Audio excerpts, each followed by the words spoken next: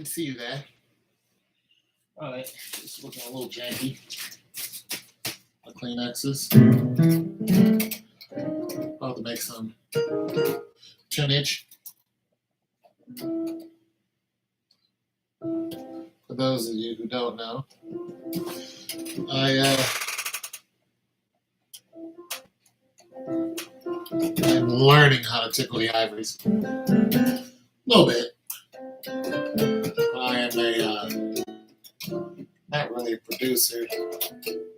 I do better at songwriting.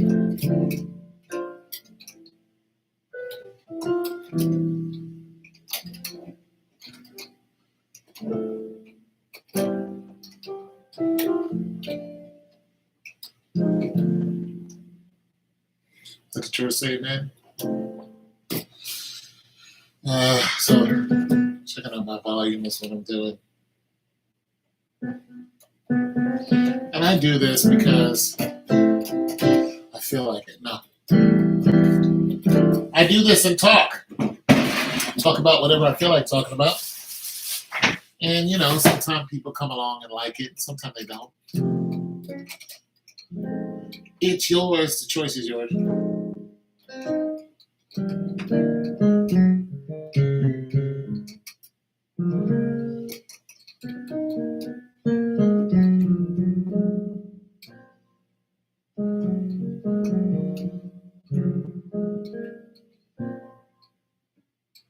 Such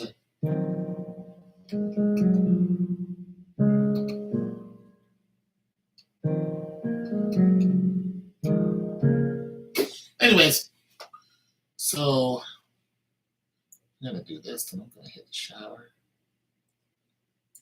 I'm gonna go to bed. We'll call it a night. But I wanted to just come on and do a ditty, do a dirge. It's an old Bible term, dirge. You sang a dirge.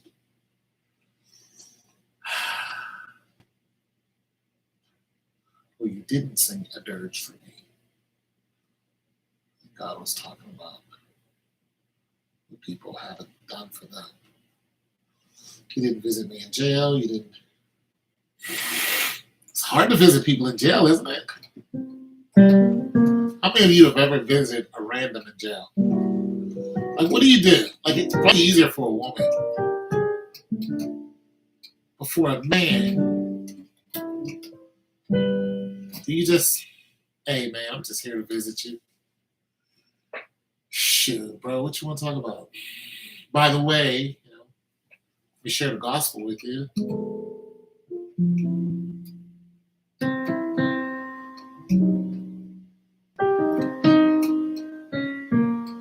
That's not there. That's not there. That's there.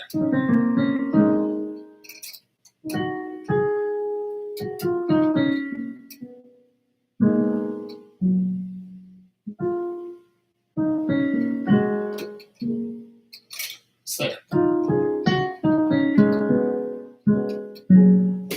Well, yeah, what do you do? So that's kind of. Okay, this is not the same. This isn't the scale. That's not this. It's a different scale.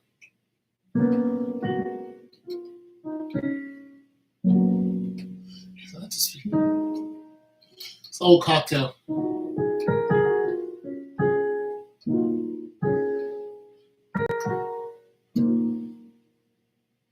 But see, that's not there.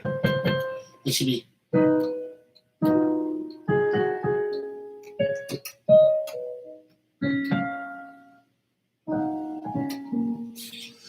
You know, it's just kind of a boom, boom, boom, boom, boom, boom, boom, boom, boom.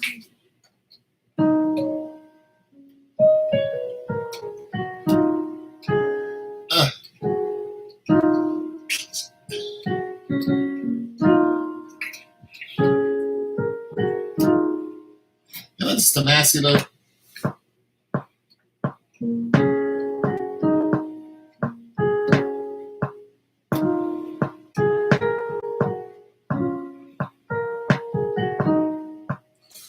Alright,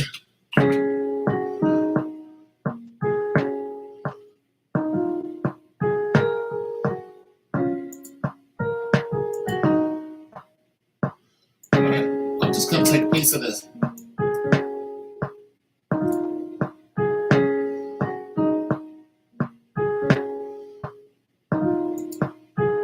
And then I'm gonna put a spreader on it.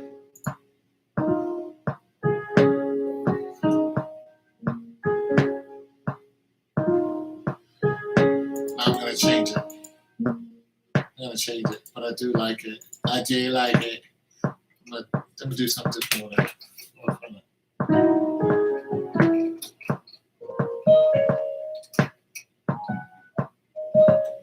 Back to the scale.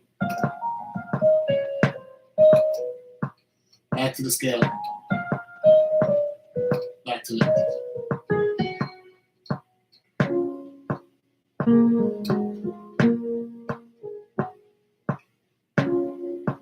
I'm gonna come down here like it. I'm gonna take this exciter off for space. Okay.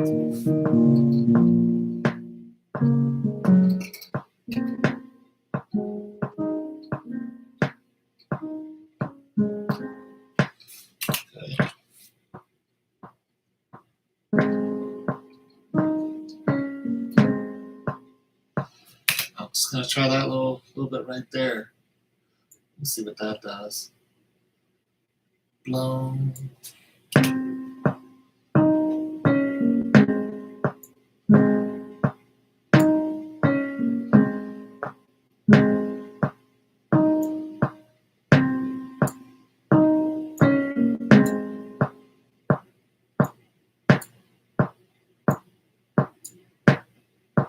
Okay, so I don't like it. I don't like the way it's laid. Well, it's hard to find. It's hard to do for me to do this.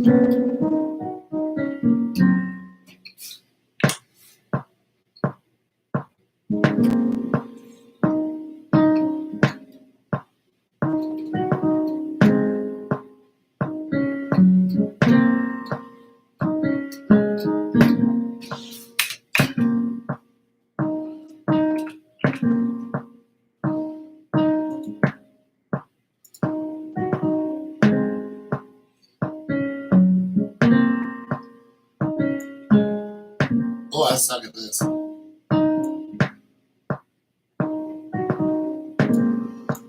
Okay. All right. We just try it.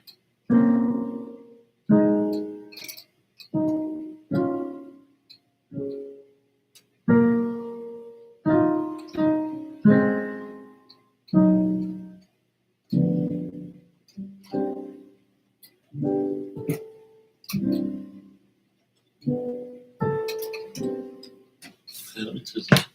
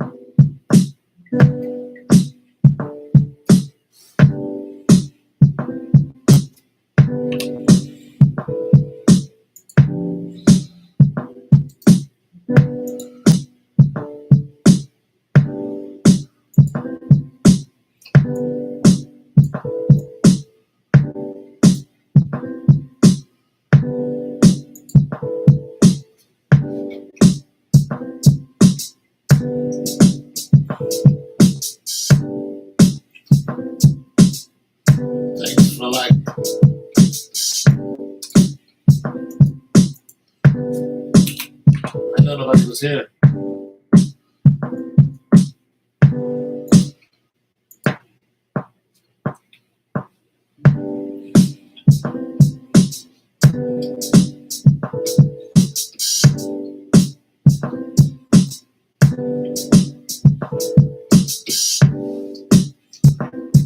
Kind of an offbeat right there.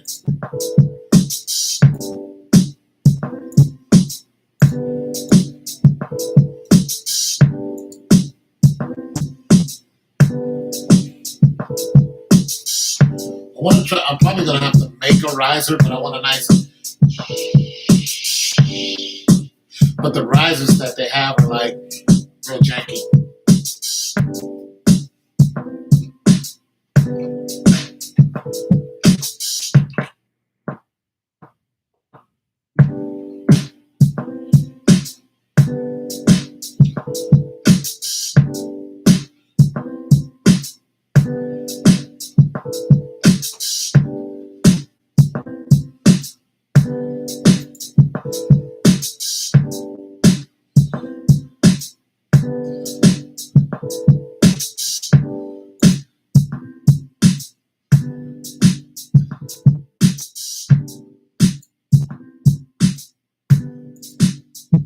I'll put a little. See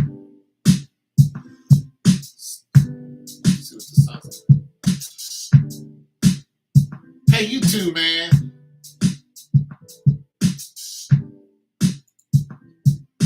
Yeah, man, enjoy that life. All of it. All that life.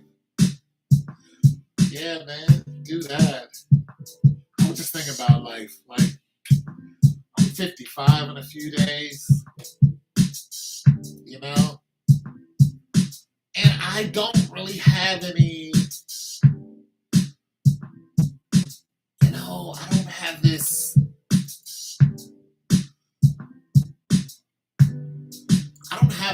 drive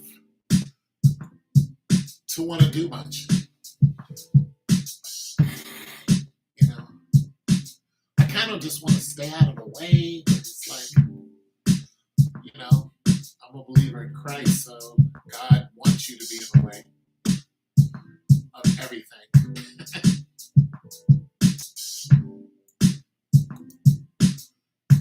But it's, I don't know, man. You know, I don't really have a desire to, I don't know, I just don't, I don't know what's going on. I don't look at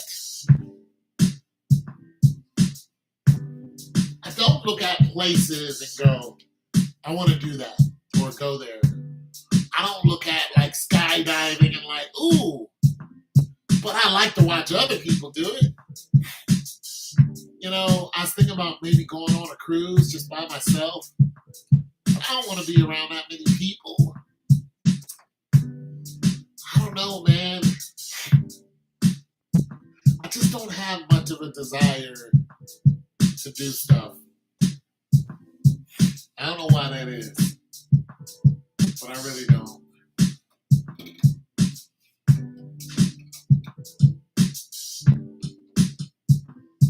I don't know what it is.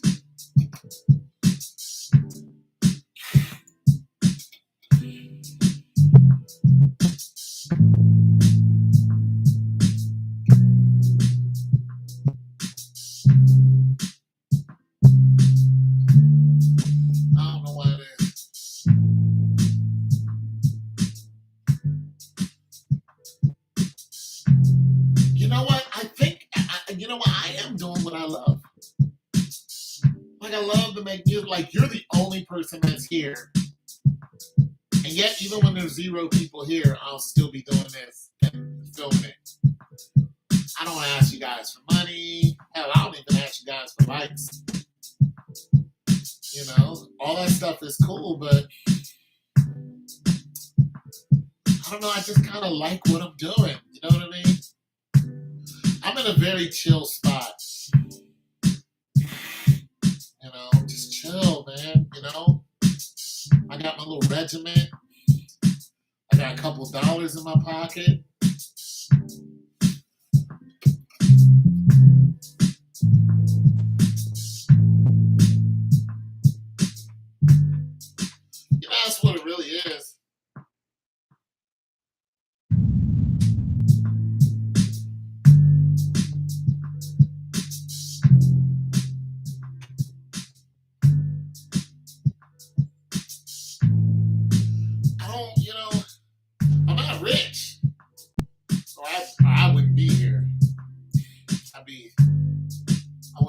this spot.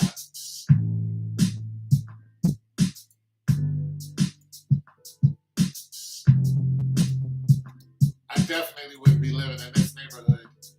But there's some things I really like about the neighborhood that I live in.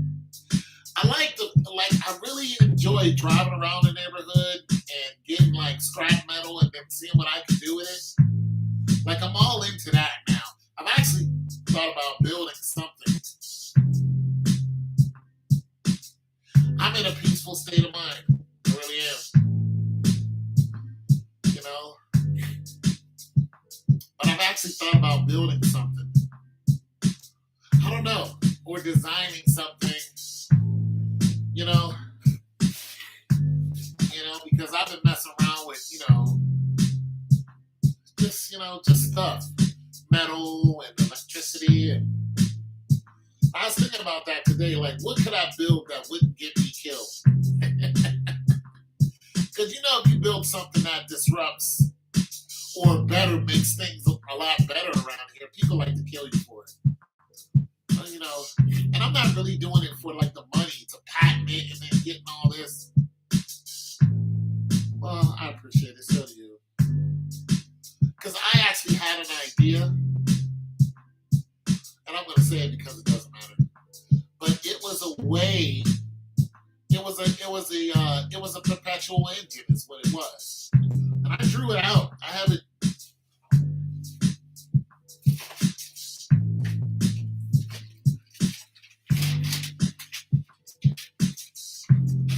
I worked on it.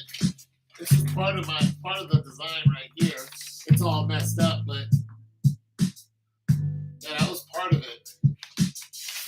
And I was trying to figure out how to create it, so I started looking at ways of doing it, and how it would fit on an airplane.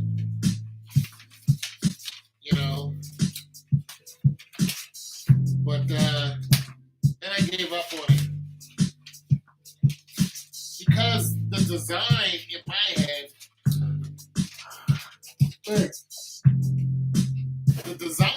head, for what it was gonna do, it was going to be able to move on its own and create a large amount of energy for a small unit. Like when you look at, airplanes, and you look at, some of the fastest and biggest airplanes we have. I mean, their jet engines are huge, and they put out, so much. If you look at Pratt Whitney, General Electric, they're the ones who are behind our newest jets. And now we're looking at, Generation 5. Fighters are coming out. Generation 4s are already doing, Mach 2. But Generation 5 is going to be able to make that look like it's nothing. And I was like, we're using a lot of fuel to put out. Okay, so now we got something called scramjets, right? And what scramjets can do is they can propel an airplane to skip along the stratosphere at about Mach 12. That's the idea that they already have. And how they do it is a scramjet actually takes in oxygen, and that oxygen becomes fuel, and it keeps propelling this thing as fast as it can go. Once it ignites, you have a regular engine system to get it up to where it needs to go. But it has to go so high in the sky that nothing can slow it down. So it has to climb to where the atmosphere is thinnest, but there's still oxygen. That's what scramjets do. Once they ignite, it goes so high. Once it ignites, boom, And I was like, okay, that's kind of what I was thinking about. Except the way I was thinking about it is, you don't need a scramjet to only ignite once it hits a certain height. I was thinking the engines that I was making were kind of like, okay, so Go like this, and you breathe through it, right? And then you open up your hand wider, and you breathe through it. The force of your breath, kind of like an intrension, the force of your breath going through the smaller hole is a lot stronger. So the propeller system I was developing, it didn't have an engine. It was just propellers. The thing about the propeller system is the propellers are the ones creating the force without an engine. So there's no engine to start it, and there's no engine to stop it. Once it starts, it always stays on. Now, of course, you gotta have sound buffers and all this other stuff. But the thing about it, like if you had a regular fan, once you turn it on, I mean, you can channel the air the way you want to go, but it would continue to go. And the thing about it is, it would keep building up speed. It would never stop accelerating. It would constantly accelerate. But when I thought about it, because it's feeding off its own air, so once you tap it and it starts, it just never stops, and it creates an immense amount of energy. But then I thought about how dangerous it would be. And that's what turned me on to it. The thing about it is, you could also use it in water and anything that's liquid. But I said, somebody get a hold of this, it'll be a mess. But then other people who got a hold of it, and it would be awesome for them. Especially if you had like countries that are victims of some natural things like sandstorms, things along that line. Also, I was thinking about how it could create an energy shield. So I was looking at, I actually asked somebody who had a degree in some sciencey stuff. She had a degree in, and I said, listen, and I, just told her a couple ideas. She said that would be very hard to do. But then I started thinking about the frequency of, okay, so if you took the radio frequency, a transistor radio, right? Regular transistor radio, you have a frequency that airwaves travel on, right? You take that same concept and you can, for one, you can already do this. You can create a sound wall. The problem with that wall is it is so wide that it can actually hurt the people who are listening to it, from who is supposed to be protected. And sound can be so strong that it's tangible. So you can create something so loud that if you threw a ball at it, it would bounce off that because the sound is so great. It's creating a tangible wall. It's a lot of sound, though, to do that. You could blow something away with pure sound. But it's so much power to do that. And I was thinking on how to do that, but not using sound. Like the stuff you see on Star Wars. When I looked at the speeder bike, I was like, that's highly possible. And I actually tried to design one just in my head. I thought about it for about a week, and I was like, a speeder bike is highly possible. Now you see people trying to make one, but the way they're making one is just a bike and a mirror. But I'm like, if you want something to levitate off the ground, it has to be magnetized. Now, some people do have magnetized boards that float along the ground, but they have to kick and then push. I said, well, you can have that same concept that has a magnet that allows you to go so far off the ground. You just have to have a reverse magnet effect, and you would have yourself a speeder bike. And you have yourself, the harder part about that is the actual engine. What actually is propelling it? Are you using air? Like, what does a speeder bike use? And it doesn't use air. It's an engine that's pushing something below it that's riding on a magnetized surface. So what exactly is it pushing? Because as soon as it starts up, it doesn't go like this. It goes like this, right? So you got to think about what is it that's propelling a speeder bike from 0 to 100 in 2-3 seconds. And just I'll be thinking about weird stuff like that. But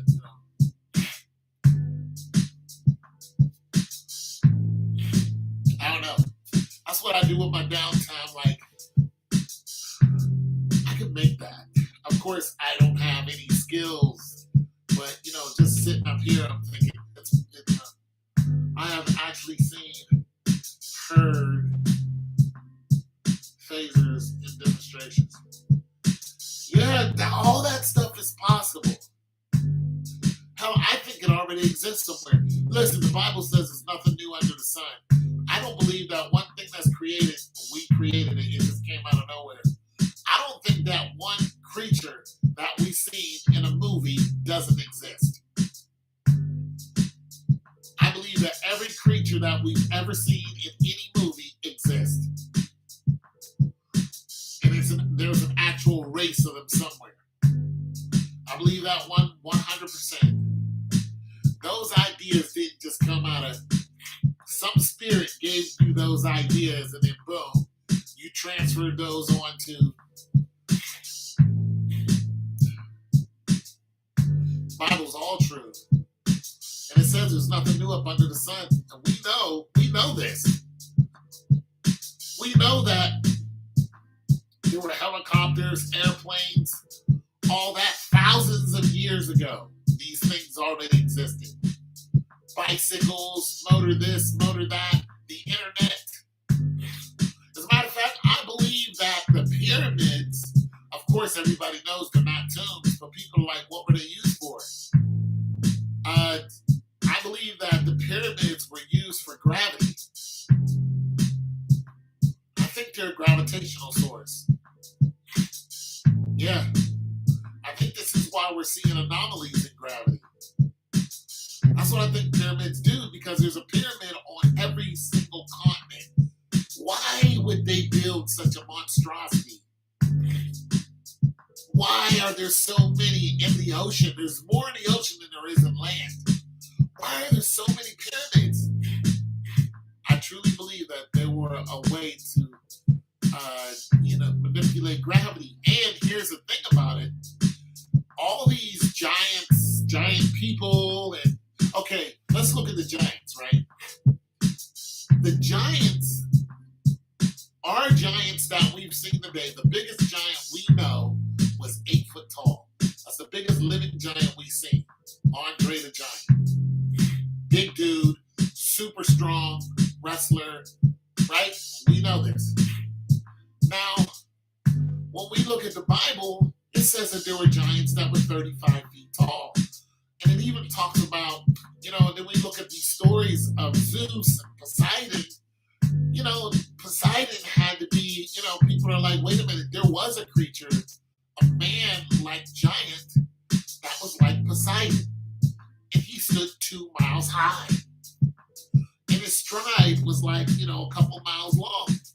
And there's footprints of this dude in the ocean. So it's like, why do we not see giants today? And I'm going to tell you exactly why. It's because the atmosphere can't withhold them. The atmosphere can't withstand giants. This is why you don't see that many. Every now and then you see them, we dig up their graves and all this other stuff. And there's even rooms of ones in Afghanistan. But the giant creatures need an immense amount of oxygen. Yeah. Batteries in Egypt and all that stuff, right? Well, you look at the, all the hieroglyphics, it clearly shows you that some of the pharaohs were 15 feet. Yeah, some of these pharaohs were huge, and because when it shows people walking and standing up to them, they were sitting down and their knees. These guys had to be 15, 20 feet. Easy. So I'm saying, this is 2,000 years ago. That's not that long. 2,000 years, just think about that.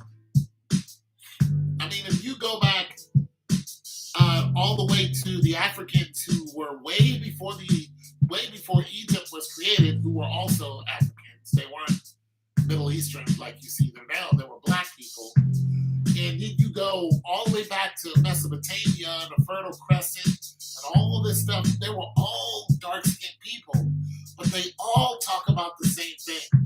Giants. They all talk about them. And these were not uncivilized ogres running around.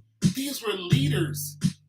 I mean, when you talk about Gog and Magog, they were giants, and they lived in the land of Canaan. In the Bible, it talks about when they sent the scouts to look in the land of Canaan. The scouts went and came and reported back, and it says, there are giants in the land. Period. Dot.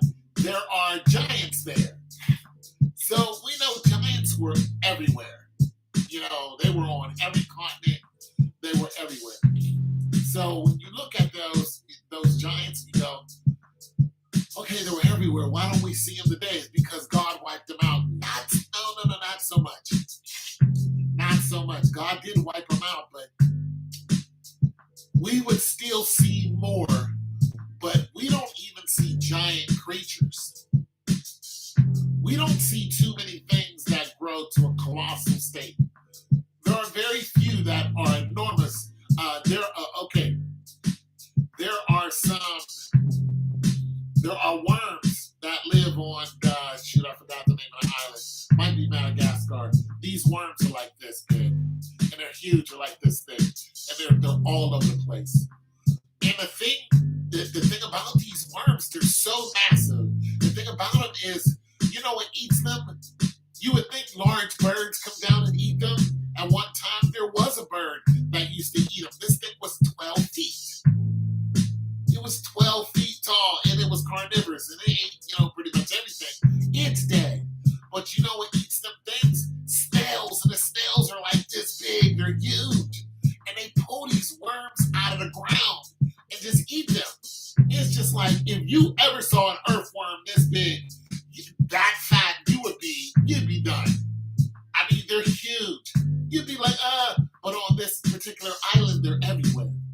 But the snails have grown to eat them.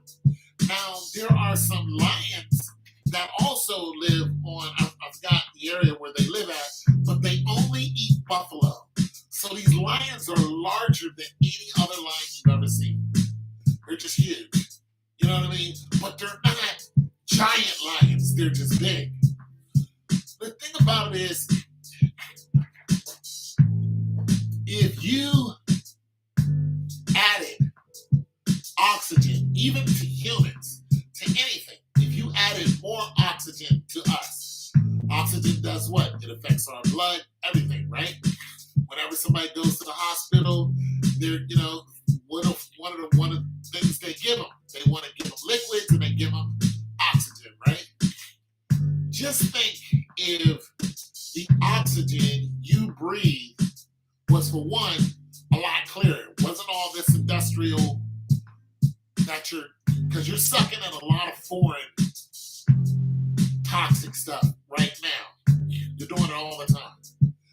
But just think if you took that out, and just think if you lived within 20 miles of a functioning pyramid that was also controlling the gravity, your gravitational source, which was also controlling the food, the water, and everything connected to it, which means you too.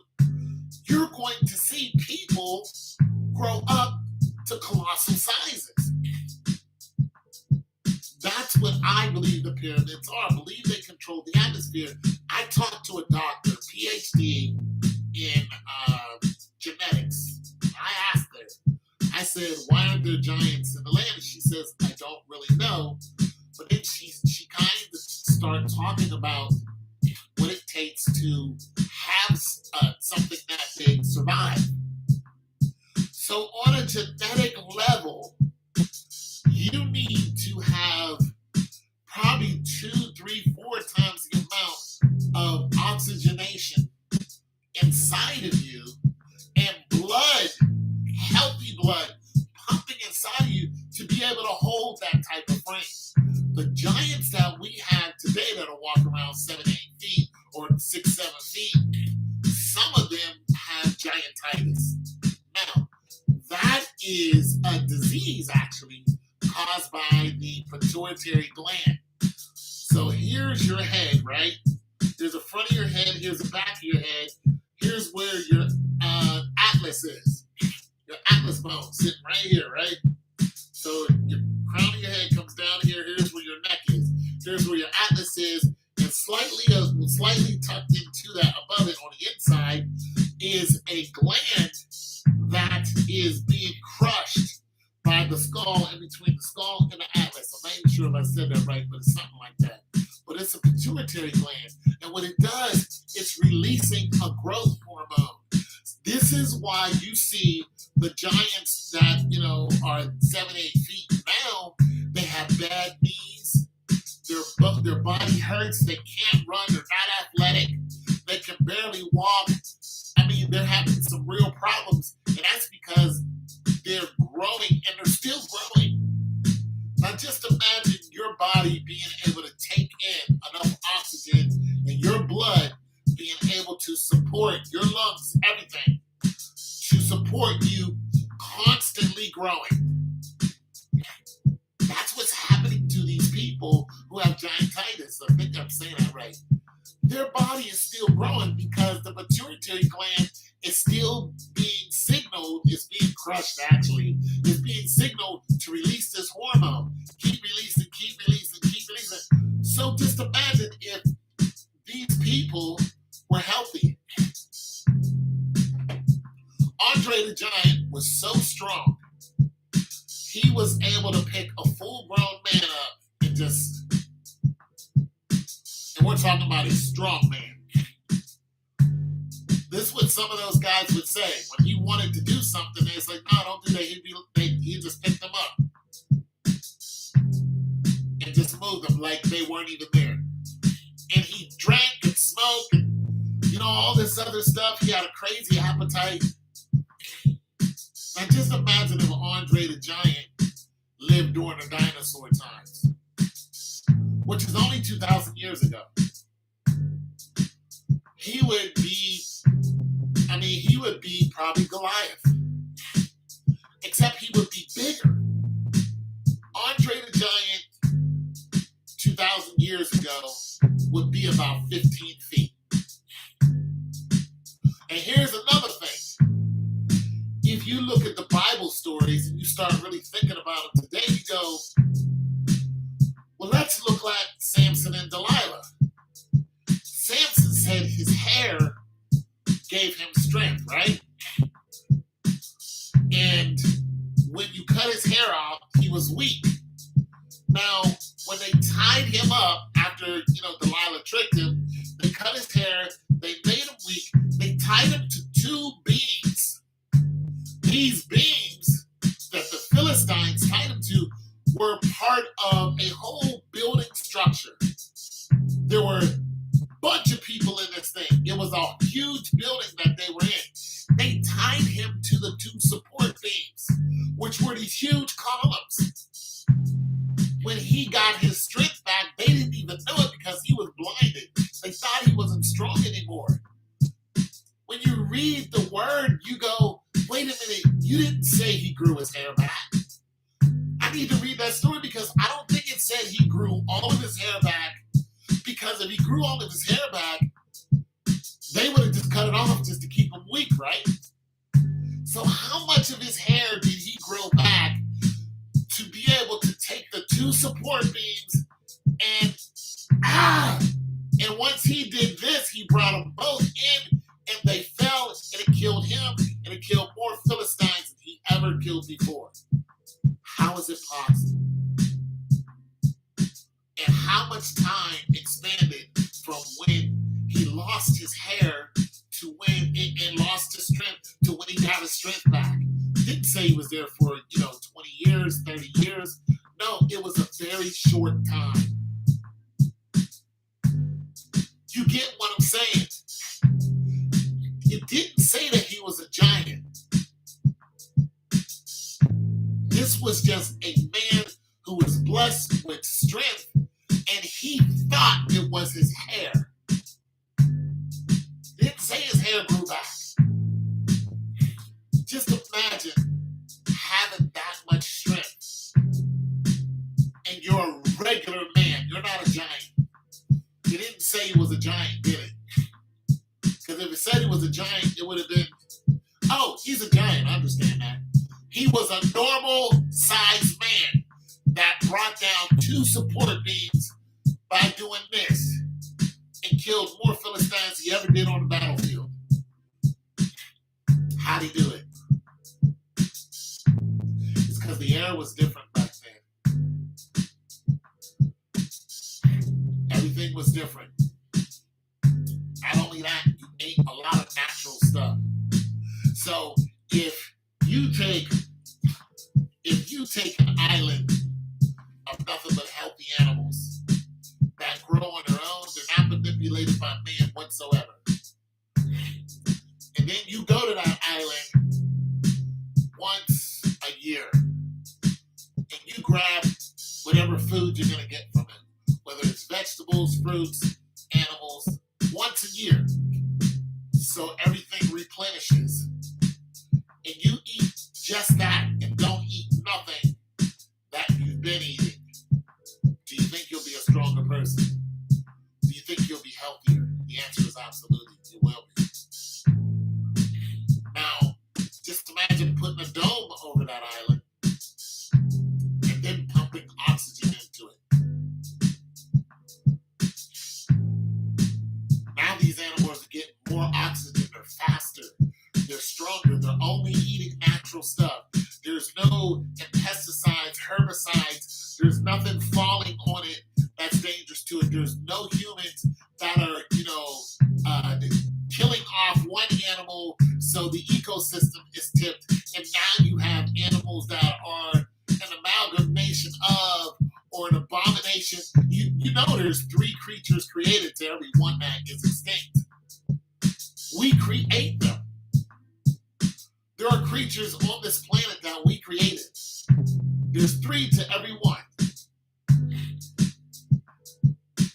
Let's do this. Anacondas, right? Burmese pythons, right? Boa constrictors. None of them are from Florida. None of them. But nonetheless, Florida is flooded with them. So much so that they come out into the toilet and can come into your house. Big old 20-footer can be boom. And they will eat a human. None of them are indigenous to Florida. What happened was we went to Burma. We went to these places where they're naturally from, and we took this predator at the top of the food chain and we bring it over here. We put it on display. That predator had babies. We kept those babies, and then we sold those babies to people and said, hey, little license, you can keep this. But most people who have pythons, don't really understand that this thing is going to grow to be almost 30 feet. That's the largest one that was ever captive. But the thing is, its ancestor was a tantaboa. This thing was crazy. They have the bones of a tantaboa. I mean, this thing could swallow a school bus. So if you look at what it really can do, and the thing about snakes is those snakes is they keep growing. They don't have a rate to where they stop. The same thing with crocodiles and alligators. especially saltwater crocodiles. So if you have something in your house that's this big, but you know it can grow to, it just keep growing depending on what it's eating, you start looking at it in a scientific way and going, if I feed you mice, just mice, you're going to grow so fast within a normal atmosphere. Let's just say it'll grow a foot a year. I don't really know. Let's just gamble, right? A foot a year, even though I think it's probably 2 feet. I don't know what it is. But let's just say a foot a year if I feed you mice. But that's if I go out, grab mice, bring them in, and feed them to you. Where did I get the mice from? I got them from a mouse shop. Where'd they get them from? They got them from a mouse a mouse farm. Where they get those from? They have mice that are breeding all the time on this mouse farm. But it's an enclosure. And there's nothing natural about these mice except their natural birth. They're not field mice. So they're not being chased by predators all the time. They're just regular mice for feeding. They're feeding mice. So the problem with this is that mouse is domesticated. The mouse is, so how fast is this mouse compared to a regular field mouse? How fast is it? Can it outrun a chicken hawk? Can it outrun, can it hold its own against the tarantula? No, if you take that mouse and you put it in the field, that mouse is going to be the first one gone because it doesn't know where to hide. Even though its instinct to tell her to run, it's going to get picked off first.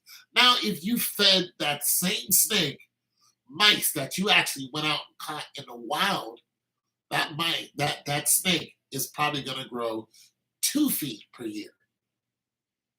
You know what I mean? So there's a difference on what you eat and how what you eat is eating what, how it's living.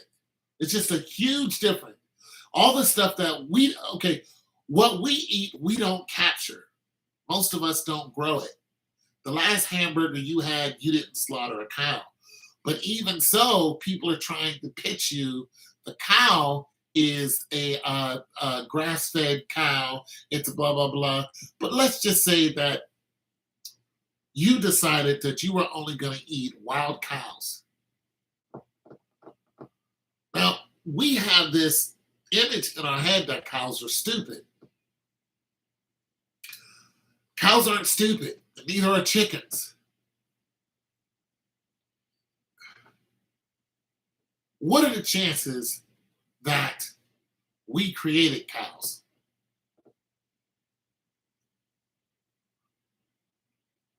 So what are the chances?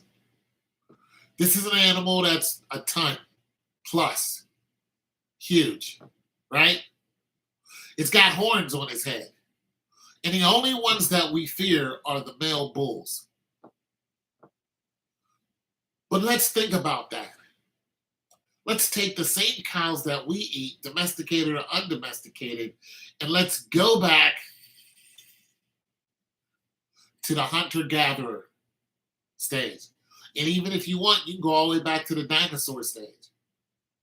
And the dinosaur isn't really millions of years ago because dinosaurs are in the Bible. Dinosaurs were running around in the Bible. Velociraptors and all that other stuff in the Bible. They're all in the Bible. So how long do you think the species of cow would survive 2,000 years ago? Just think about it. It's just logical. Do you think an animal that acts like that would survive? The answer is absolutely not. It'll get wiped out in a second. So where did cows come from? Is this a question? Because I don't know. When we're eating a cow, are we eating something that we created or that God created? Or what was the manipulation process? Okay, they they have salmon, right? They have salmon farms. Now they have genetically modified salmon. Do you know what the genetically modified salmon do to the regular salmon? They eat them. Why? Salmons don't eat other salmons.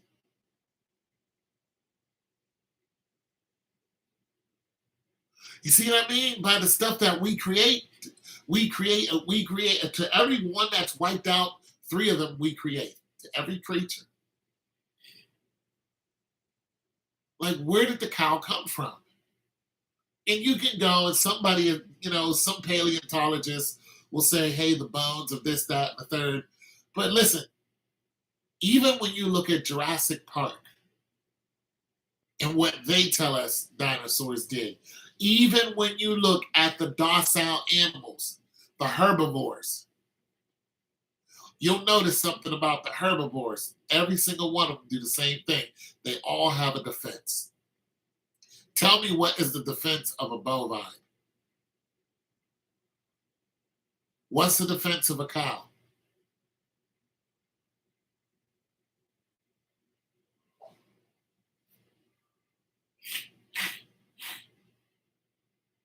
I don't know. People go cow tipping. They tip cows over when they're sleeping. You can walk up to this thing and tip it over when it's sleeping. Just drink that in. What is the defense of this particular animal? What was it?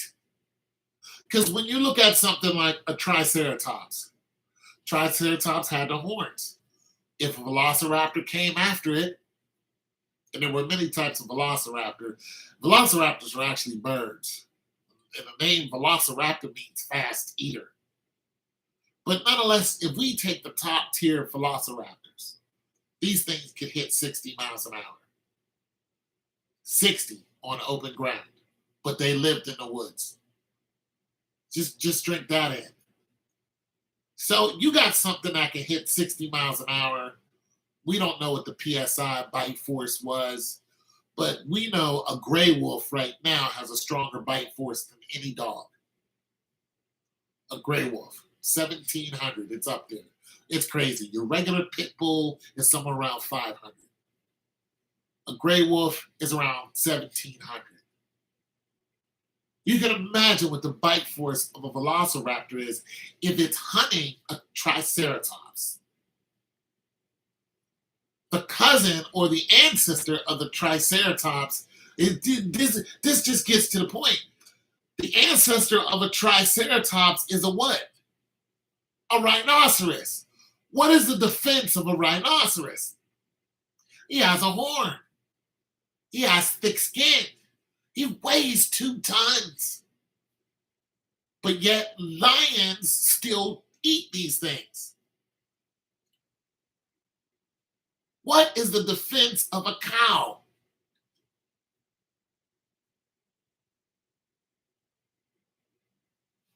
I don't know. Or how about the chicken? What's the defense of a chicken?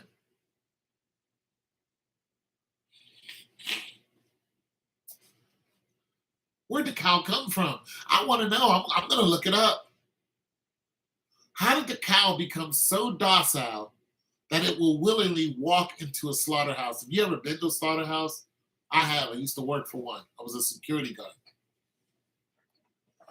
It was for chickens. When the chickens, listen, the chickens arrive. I worked for Tyson in Alabama. Oh, when the chickens arrive, they arrive in huge trucks, right? When the trucks uh, uh, take chickens out the cage, some of the chickens actually get out. They just fall out and they're on the ground.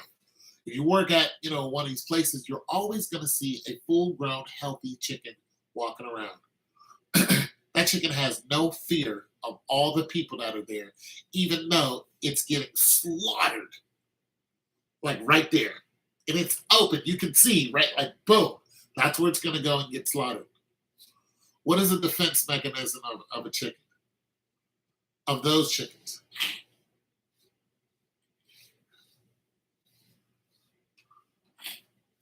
Now, when you go to a farm, not necessarily a chicken farm, but not a large chicken farm. If you go to a farmer's, just a regular dude, his woman, he's got a couple cows, goats, whatever, and he has chickens. If you go in and chickens don't know you, and you're a stranger, or let's just say a predator tries to go in and take the chicken eggs. What does the chicken do? It starts to peck at the predator. It flaps its wing, blah, blah, blah. It tries to fight back. If you attack the chicken, it tries to fight back. If a snake comes in there, it fights back. The chicken has a defensive mechanism, with his claws and his beak. Those chickens do. But the chickens that you see that come to Tyson's Chicken Farm, they have no defense mechanism. You can just walk up, take one, wring its neck. Let's look at the cow again. The only cows that usually defend themselves are the bulls. That's it. Where'd the cow come from? Where'd it come from? Let me ask you this. Do you think you'd be a stronger person if you do you think you would be a stronger person if you ate a cow that could fight, or if you ate a cow that just laid down?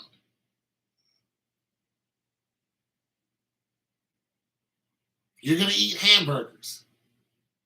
And mind you, hamburgers come from, there could be 1,000 DNA strands in one hamburger. But if you were going to eat hamburgers from a particular place,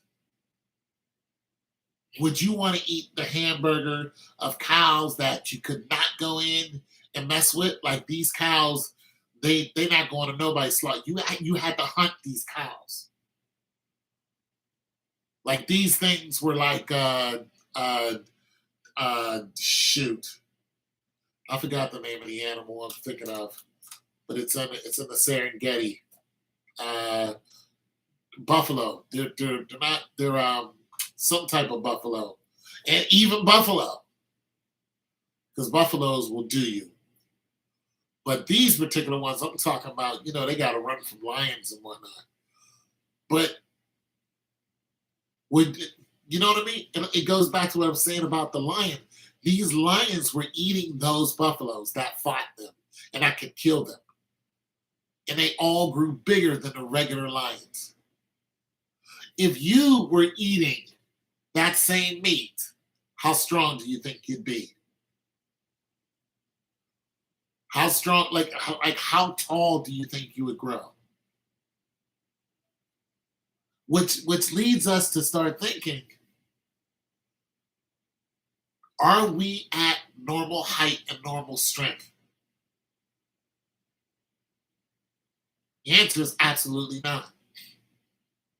You're not supposed to catch a cold each year. But yet you have to get some type of, each year they say get your so-and-so shot. You think the indigenous people of this land did the same thing?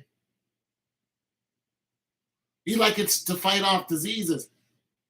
They were here hundreds of thousands of years.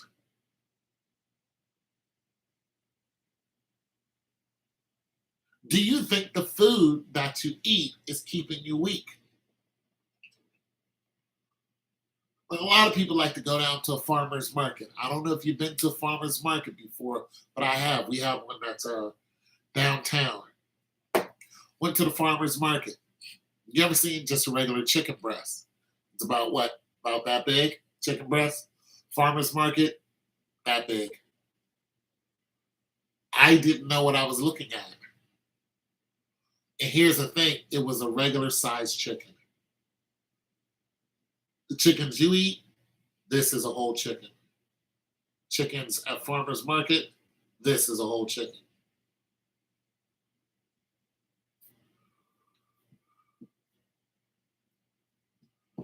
Chickens are supposed to fight back. The chickens you eat don't fight back. And I know it because I've seen it firsthand. It's not something I speculated. I used to work at a chicken farm. They do not run. Listen, they don't even run from the sounds of the trucks. They just slightly get out of the way. Slightly. When a truck is coming, it doesn't scare the hell out of them. Nothing scares them. They're not afraid of anything. You don't hear a bunch of noise from all of these thousands of chickens. You don't hear their screaming. You don't hear none of that. They willingly go into the slaughter as if they've been doped up on something that says don't fight back. And you eat that. That's what you're eating. I'm telling you because I've seen it.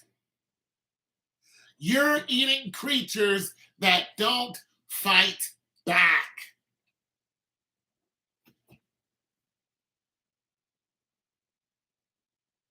You're breathing air that's toxic.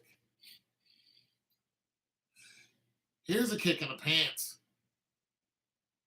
All right, listen to this. Let's do this. When you go to Vegas and you're playing the machines, you know what Vegas does? They have an oxygen machine. And they pump oxygen into the thing. You know why they do it? To keep you awake. They're pumping as much oxygen as they can without hurting you to keep you stimulated. You gotta look at that and go, I can walk into a casino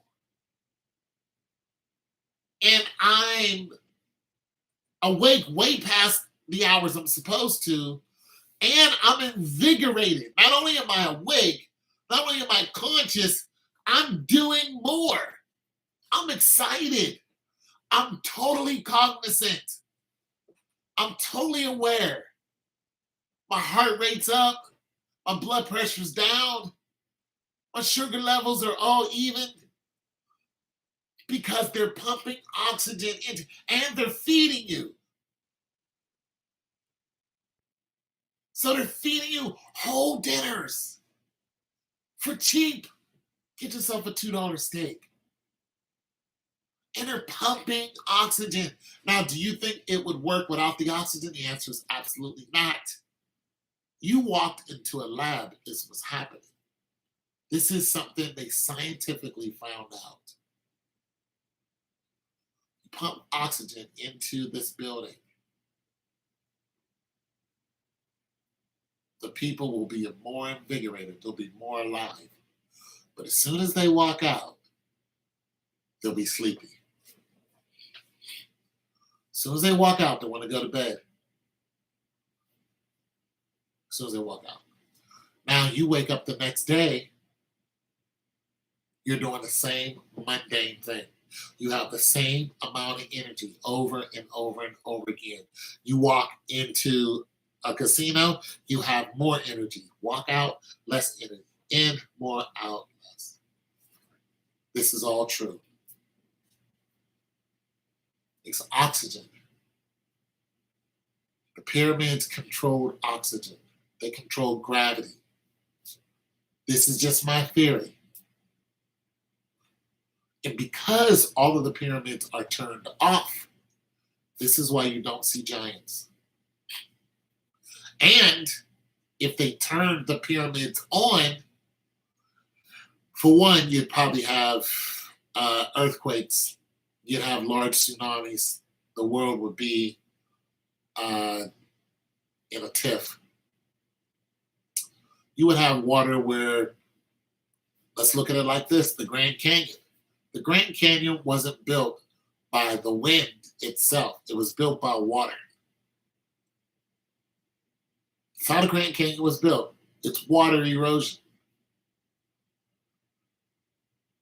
So imagine the Grand Canyon being filled with water. That's one thing. But here's another thing. There are pyramids in the Grand Canyon.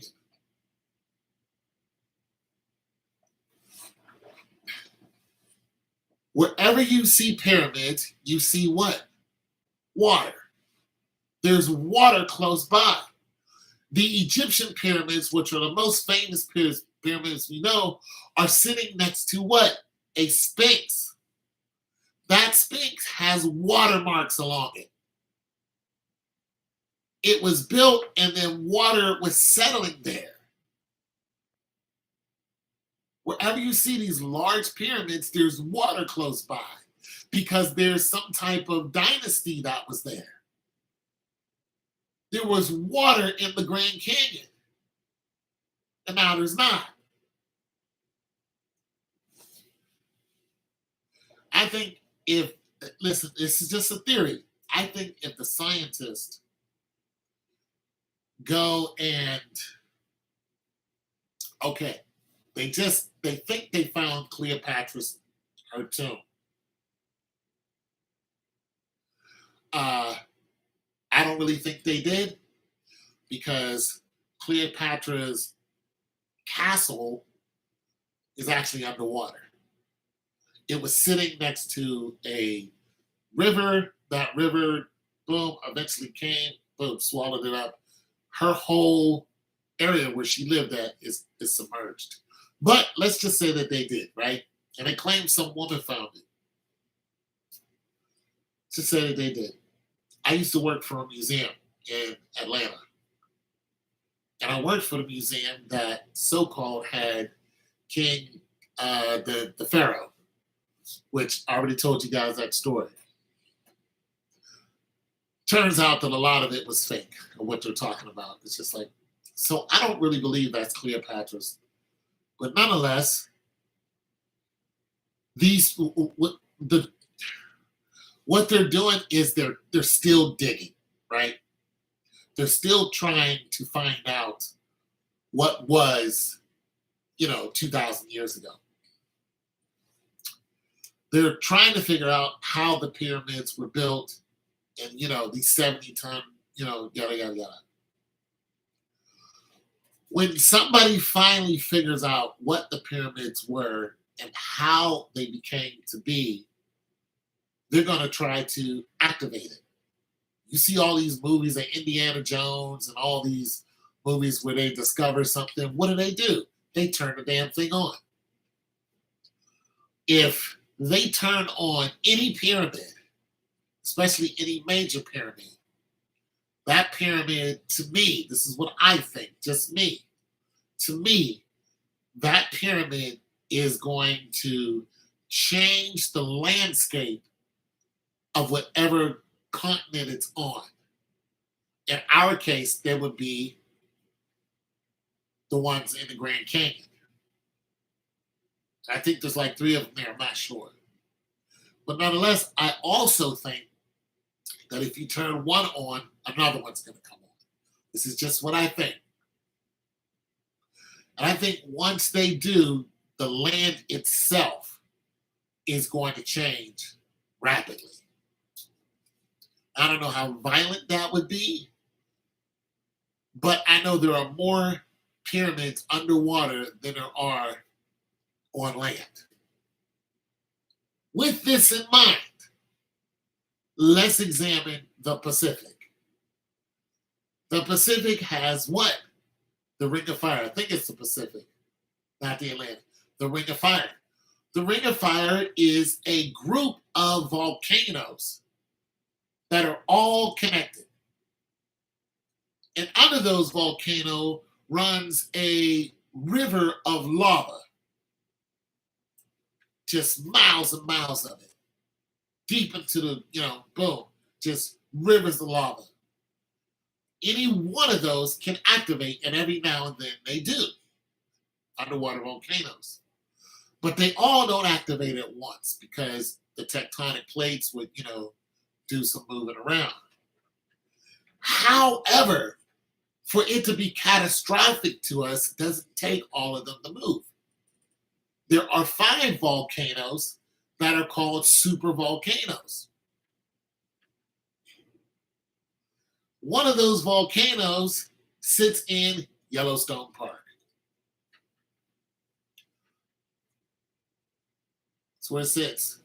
It's about 5 miles wide. When you see a volcano, the majority of them that you hear about, like Mount St. Helen, look at how powerful that was. But when you look at the mouth of it, it might be half a mile, if that wide. When they do an aerial scope of it, might be a half a mile, maybe. And you see what it did. Just imagine that being 5 miles wide. 5 miles. It's huge. It's so big that it has lakes and stuff on it, and people are standing in it and don't even realize that they're in it. You go and look at Yellowstone Park. People don't realize that they're walking in a volcano. And one of those lakes has dried up. And it's dried up for one of the other reasons. Either the volcano's rising, there's some type of drought, or maybe it's the heat that sucked it up. But we know that it's rising because there were boats that were lost there, and now you can actually see the boats. What up, CC? Hey, I mean, look it up for yourself. You think I'm kidding? I'm not just blowing smoke. But these are the goofy things that I think about. We know if Yellowstone National Park blew up, then it would spread all the way to Washington, D.C., into Pennsylvania. It would be pretty damn bad. If it cracked, and it would go into the atmosphere, and it would cause a nuclear winter. Yeah. It would cause a nuclear winter. So this is why I think that people should leave the pyramids alone. This is just my thoughts. I don't think you want to activate these things because geographically,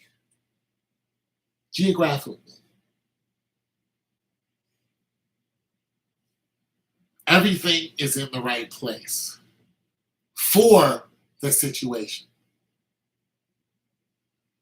If one of those volcanoes, one of those super volcanoes went up, geographically, it would change the earth itself. Violently, suddenly. And there'd be a lot of people wiped out instantly. And then there'd be a lot of land that's covered in ash. There would be crops finished. Animals done. You have to live in an artificial, bunkers for years. For years.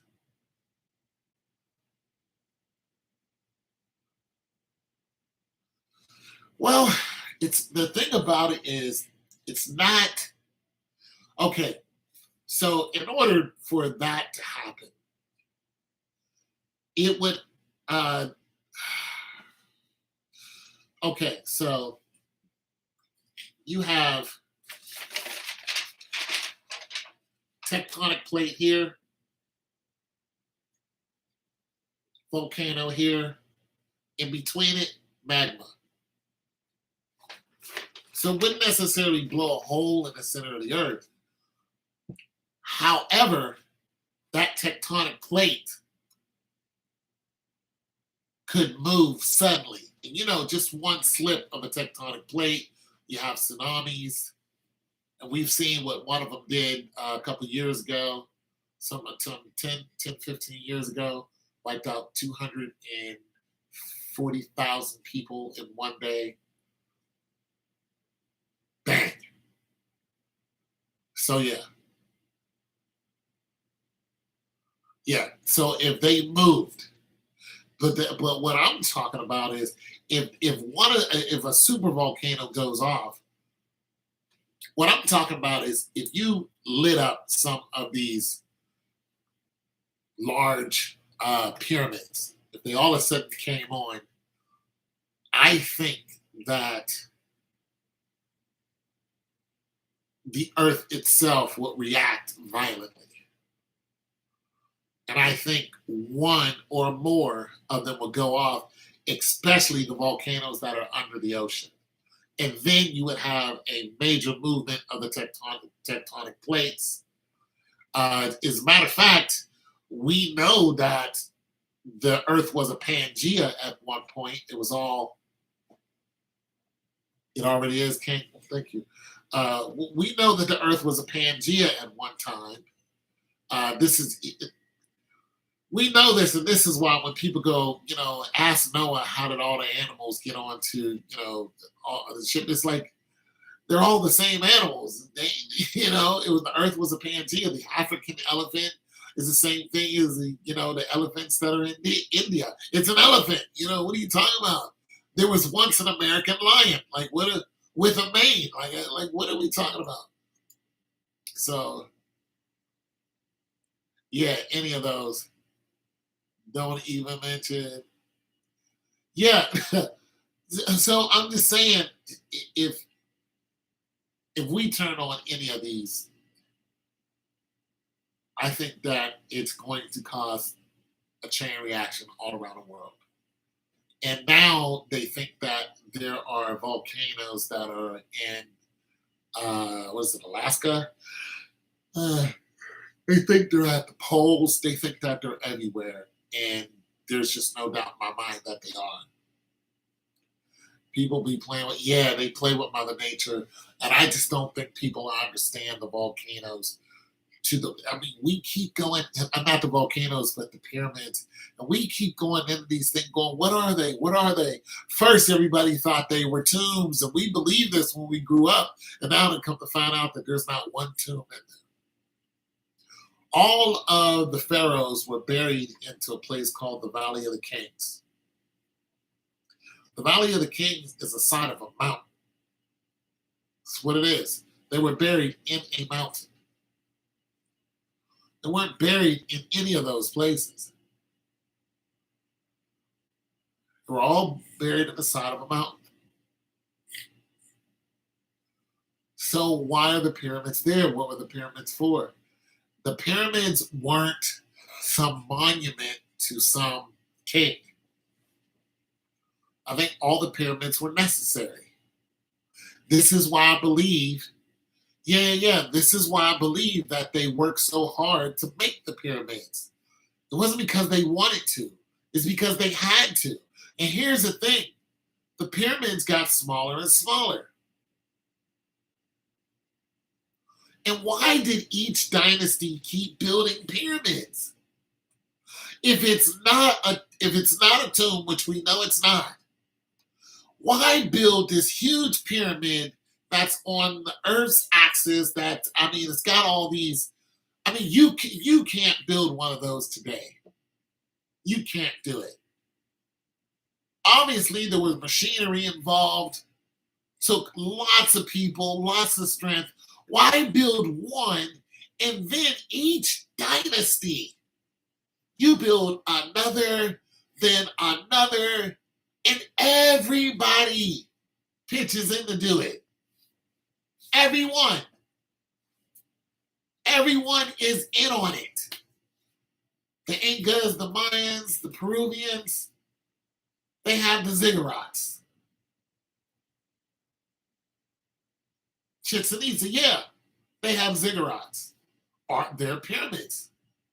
Why on everywhere on the planet are these pyramids? And they were building them dynasty after dynasty after dynasty. You know what it reminds you of? A cell phone. We have cell phones come out every 20 minutes now. Yeah, they're here. They're in the shoot, I'm tired. But I'm just saying. And everywhere they're built, there was water. Everywhere. Everywhere they're at, there's water.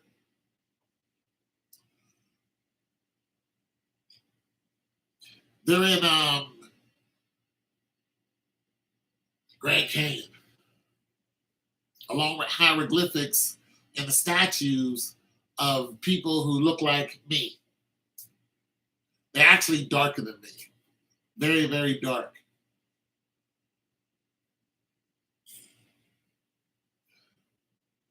Yeah, they're all over the place.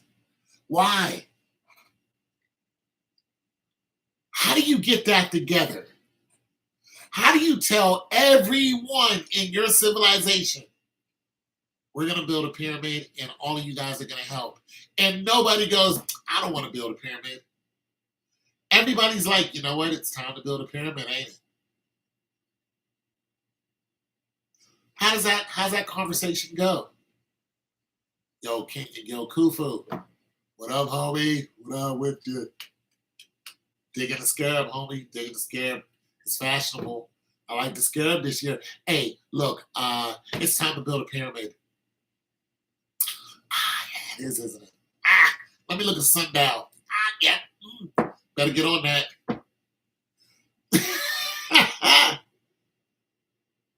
You know what I'm saying? Better get with that. Call the counselors call the townspeople call, everybody who comes around, and then they start, figuring out where it's coming from. Those rocks came from miles away. You get your ships together, you get your, all the money together, and then boom, it's one whole project. This isn't I don't feel like it this year. No, this isn't, it's time to get it done. And it is a major event with one collective mind. How's that go? How's that go?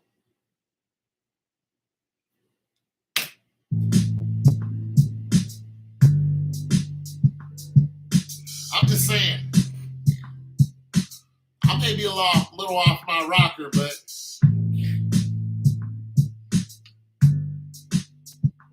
I think that if we turn any of those pyramids on, it's going to be our ass. I think you're going to see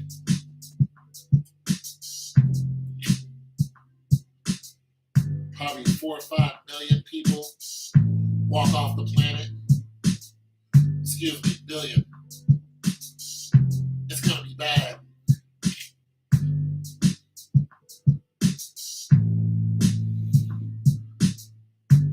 It's going to be real bad.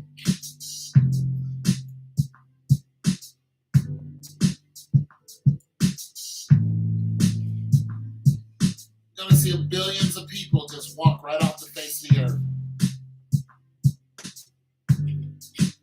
And then for the people who survive, and then start choosing what's new America, if any is left, because everything is going to be changed. You got to figure out what's new America, what's new this, what's new that, what's still sinking, what's not sinking anymore. Because there are still places that are still sinking. California is still sinking. So once all that is settled and done, now you got to deal with the fact that the air is hyper oxygenated.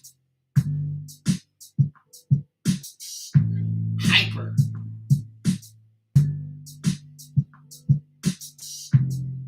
And all this oxygen is being pumped into your lungs. You're going to have a respirator just to try to siphon it so you're not sucking it in. Yeah, it's just going to be too much. You're just going to fall right out. It's going to be too much oxygen. Plus, it's going to be, once the dust settles, it's not going to be a bunch of machinery. So it's going to be clean oxygen. And then what's going to happen? The ozone is going to be fixed. all that other stuff. And then you're going to have to deal with the animals. And when you're not dealing with them, you're going to have to deal with the plant life. That's going to be an ass kicker. You're going to have to deal with the bugs. We know this planet belongs to the bugs. Let's just get that out there. So your average German cockroach is about that big. That's a full-grown male-female German cockroach. Super oxygenated.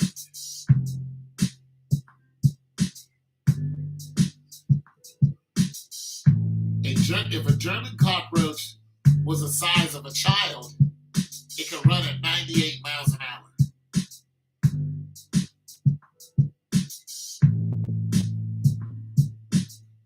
It can walk up walls. It can do. German cockroaches also fly. How are you getting away from it? It's going to be super carnivorous. It'll eat most of the people that's left. And that's just the cockroach. We're not even going to talk about the spiders.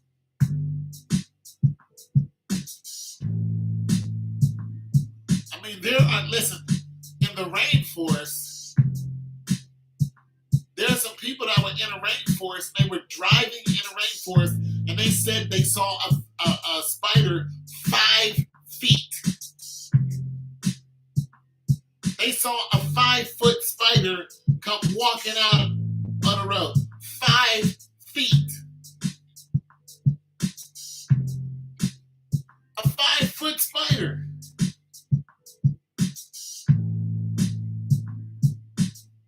The largest spider known to us is the size of a dinner plate.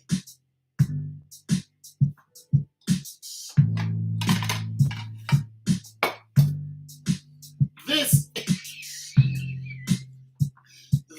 is the largest spider known to man. This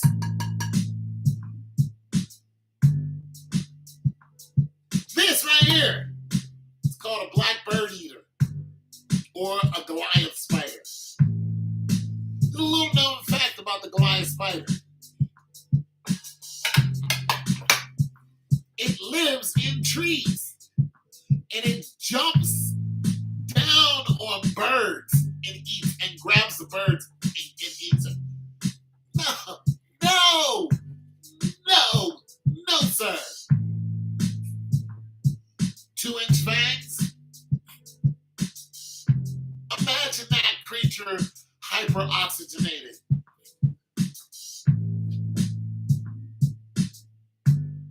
On your wall, like, hey, what up? You look good. You look good like a mug. Hyper-oxygenated. I mean, it's already this big. Bang, bang. Gotta be. Probably more than that. And a group of them. Millions. Have fun with that. Have fun with that. Looking like Hagrid's friend. That's happening in some areas where there are no humans. That's actually happening right now. One of them attacked some men and ate one. Ate a man. They were walking through the woods with one of their guys and he got stuck in a web and this thing came out and he snatched him up. When they saw it, they took some axes and hacked the spider to death. But its web was so strong, the man was stuck in the web. This sounds like something off of 40K Universe. This actually happened. That's how big the spider was. And it started eating the man until they hacked it up. Come on now. No, you don't want no part of that. Leave them pyramids alone. Because if they they do what I think that they do, we're not surviving that. We're not surviving that. Humans weren't the only giants. Have you ever seen the largest bear that there ever was? The largest Kodiak. Okay, so Kodiaks are what? 9 feet tall on their hind legs. 9 feet, right? The largest bear on the planet is a polar bear, 9, 10 feet. Oh no, they had a Kodiak that was 15 feet standing on his hind legs. And this thing was so big during the time when the earth was just splitting apart. It was so big that it actually stopped people from coming across a land bridge, going from one continent to another. That's how huge and vicious this thing was. 15 feet. Let's get this straight. A bear can run at 40 miles an hour and climb trees. Imagine what this thing could do. Just imagine that. A bear can kill a full-grown moose. A full-grown moose is 8, 9 feet, fully wrapped. A bear will kill a moose. We don't stand a chance against none of these animals. Now imagine one of them a couple thousand years ago. This is what I think could happen if we turn the pyramids on. All that oxygen and atmosphere will be able to sustain giants. It will be a violent transformation. And of course, people will grow bigger too and stronger and all that, but we'll lose the majority of people on the planet. Easily.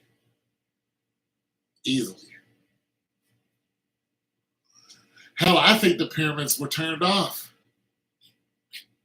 Okay, so the Hopi and the Mayans and the Incas used to talk about a reset of the planet that happened every 640 years. Why? Why did this happen? Why did a reset of the planet and the population happen every 640 years? I think they turned the pyramids off. They were all turned off. It's just my speculatory view of the pyramids, but we're getting closer and closer to turning them back on. And I think that is a huge mistake. It's just me. I could be just blowing smoke, but most of what I tell you guys, you can look it up and see that it's fact. All these things did happen. All these creatures I talk about did happen and or did exist, and some of them still exist. I mean, imagine a bear making a polar bear look small.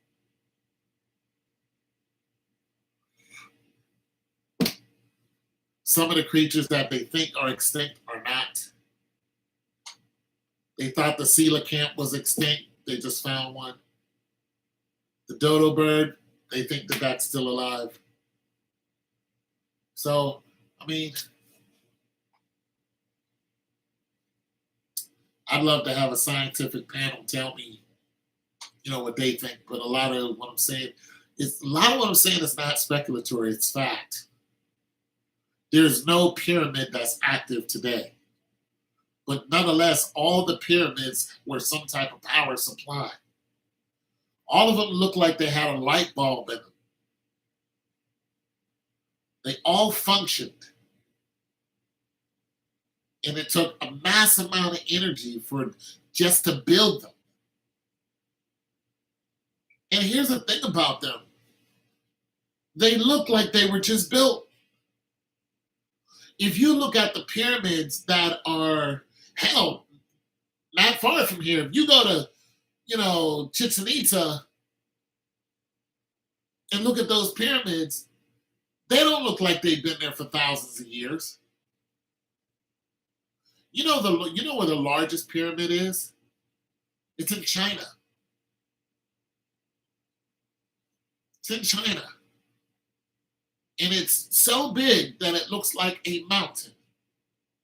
But you can't tell that it's a pyramid because it's grown over. It just looks like one big mountain. It's a pyramid. And the Americans have been trying to get the Chinese to open this pyramid.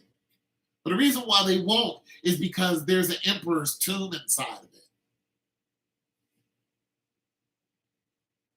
And there's two pyramids that are big like that. And they're both in Asia.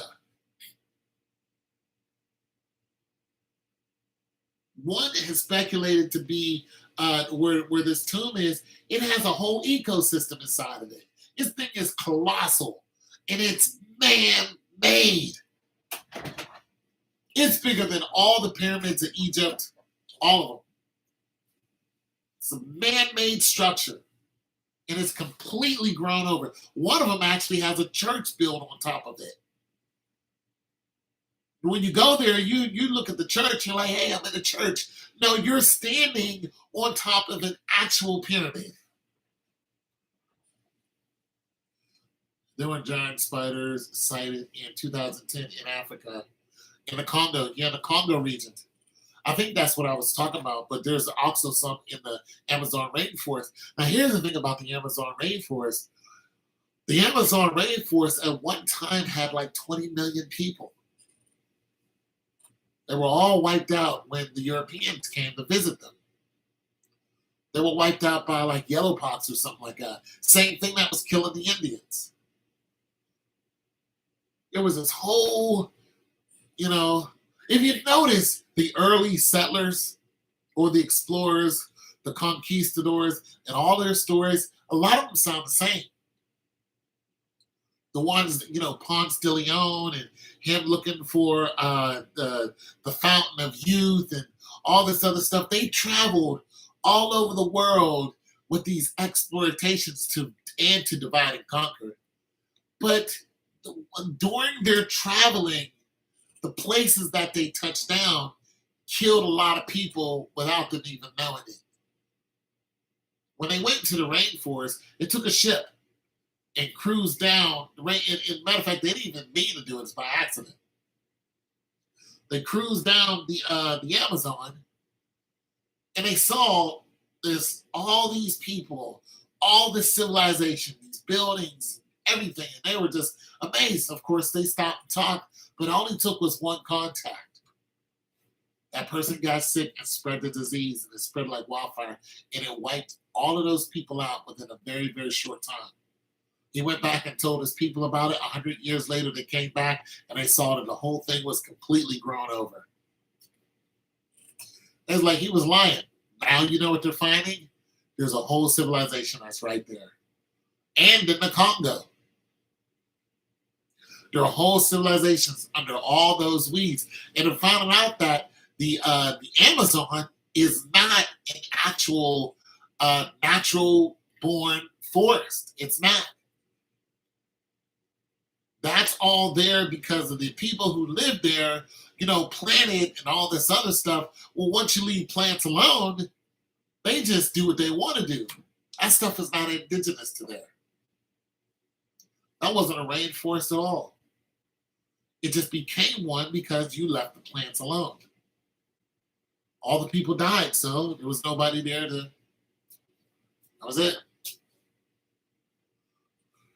Now they're finding all this stuff there, and they're going, of course, they're going to tear a bunch of, the forest down and then do all this discovering. And I say just leave it alone.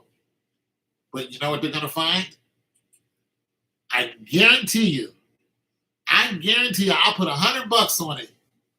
They're going to find a pyramid.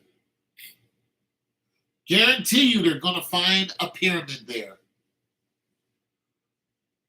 Yeah, the largest one is in China. I forgot what it's called. Let's look it up. And that pyramid is so fascinating. It is huge. Let's see the largest pyramid.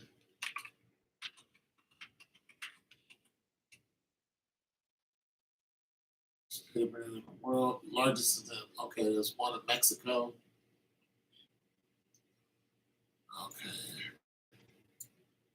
Largest pyramid and the largest monument ever constructed is in, I can't even say that. What's something? Pyramid in, yeah, Mexico. Chilla, Chodula. Okay, let me look at pyramids, largest pyramids in Asia. What I'm talking about is Gunung Padang. Huge. When you talk about the, let me see if the greatest. Yeah, yeah, there it is. Look, I mean, it's just fascinating how big this thing is.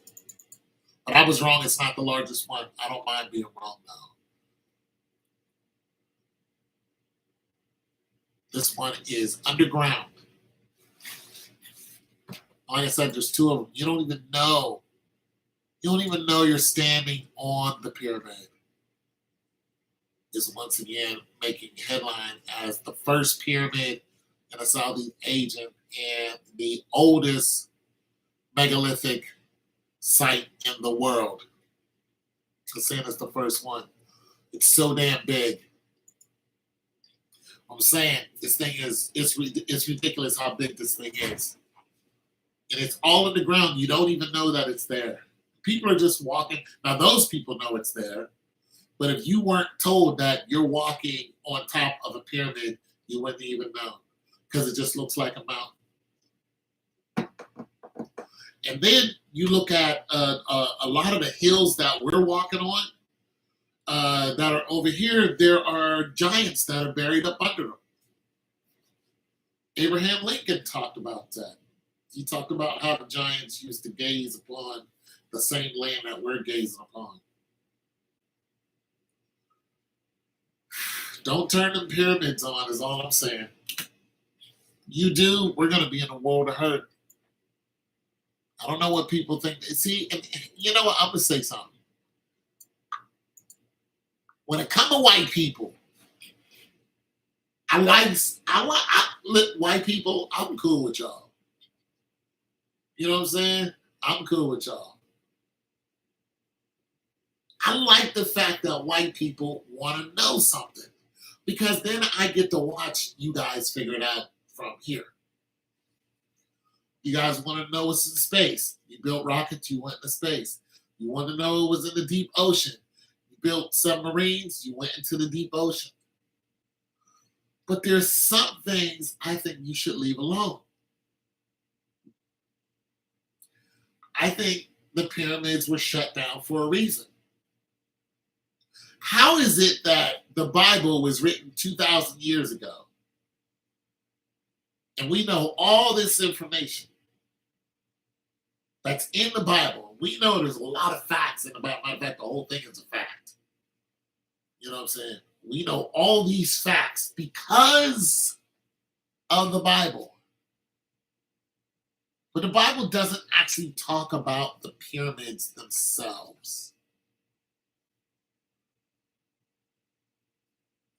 It doesn't. You look at all the people who had something to do with the Bible and when they wrote it, actually when the Bible was constructed by the Council of Nicaea. If you look at that, you're talking about Western Rome. The Bible was constructed by the first Christian king, right? So when you look at that, you're like, that wasn't that long ago because we still use Roman influences today. Our counting system, Roman. Our court system, Roman. So that's pretty, as far as time is concerned, that's still not that long ago. Why don't we have any information about the pyramids? We have nothing. We don't have hieroglyphics that tell us what the pyramids did. We don't have scrolls that tell us what the pyramids did, not widely known. We don't have any written document that tell us what the pyramids did. And let's look at the beginning of civilization, or what we think it was. You have all this time from Lucy all the way to now, and we don't have one manuscript, one uh, uh, guidance, a written manual to tell us what these colossal constructed monuments are, megalithic monuments on every continent and in the ocean. There's not one. Maybe I'm wrong. Can somebody tell me where I could read? If I want to buy a washer, there's a manual that comes with it. You want to buy a refrigerator? There's a manual that comes with it. Automobile, you get a manual for that. Most things that are built, there's a manual that you can find out about it.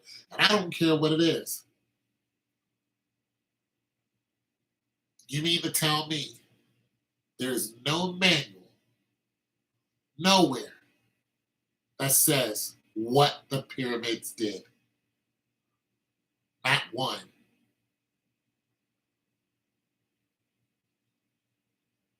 Not one.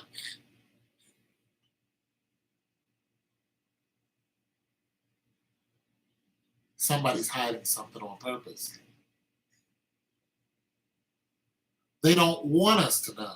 And the they is the people who built them.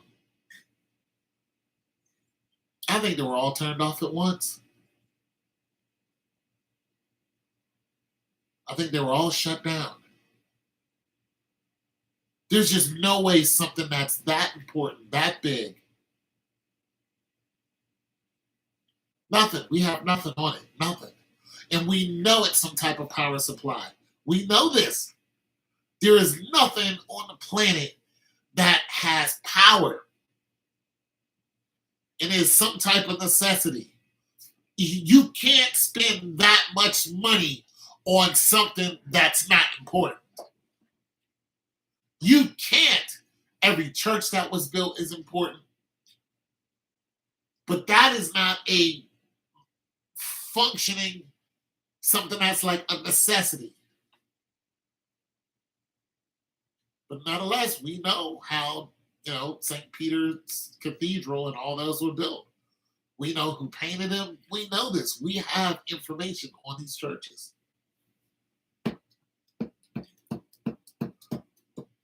We know how every functioning thing is built, and we can replicate it and or reverse engineer it. But we do not know how to make and or reverse engineer a pyramid. And that's not an accident.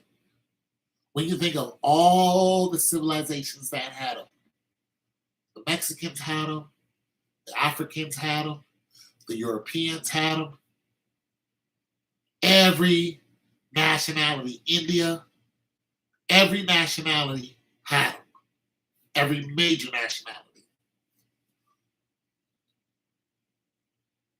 Why is it that we don't have any information on it?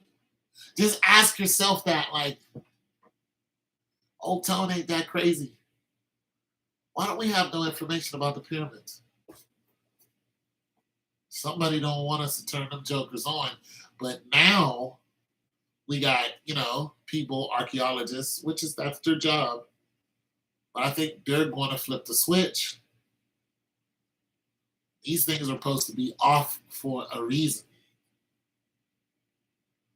Listen, you can't even build a mini pyramid without having an effect.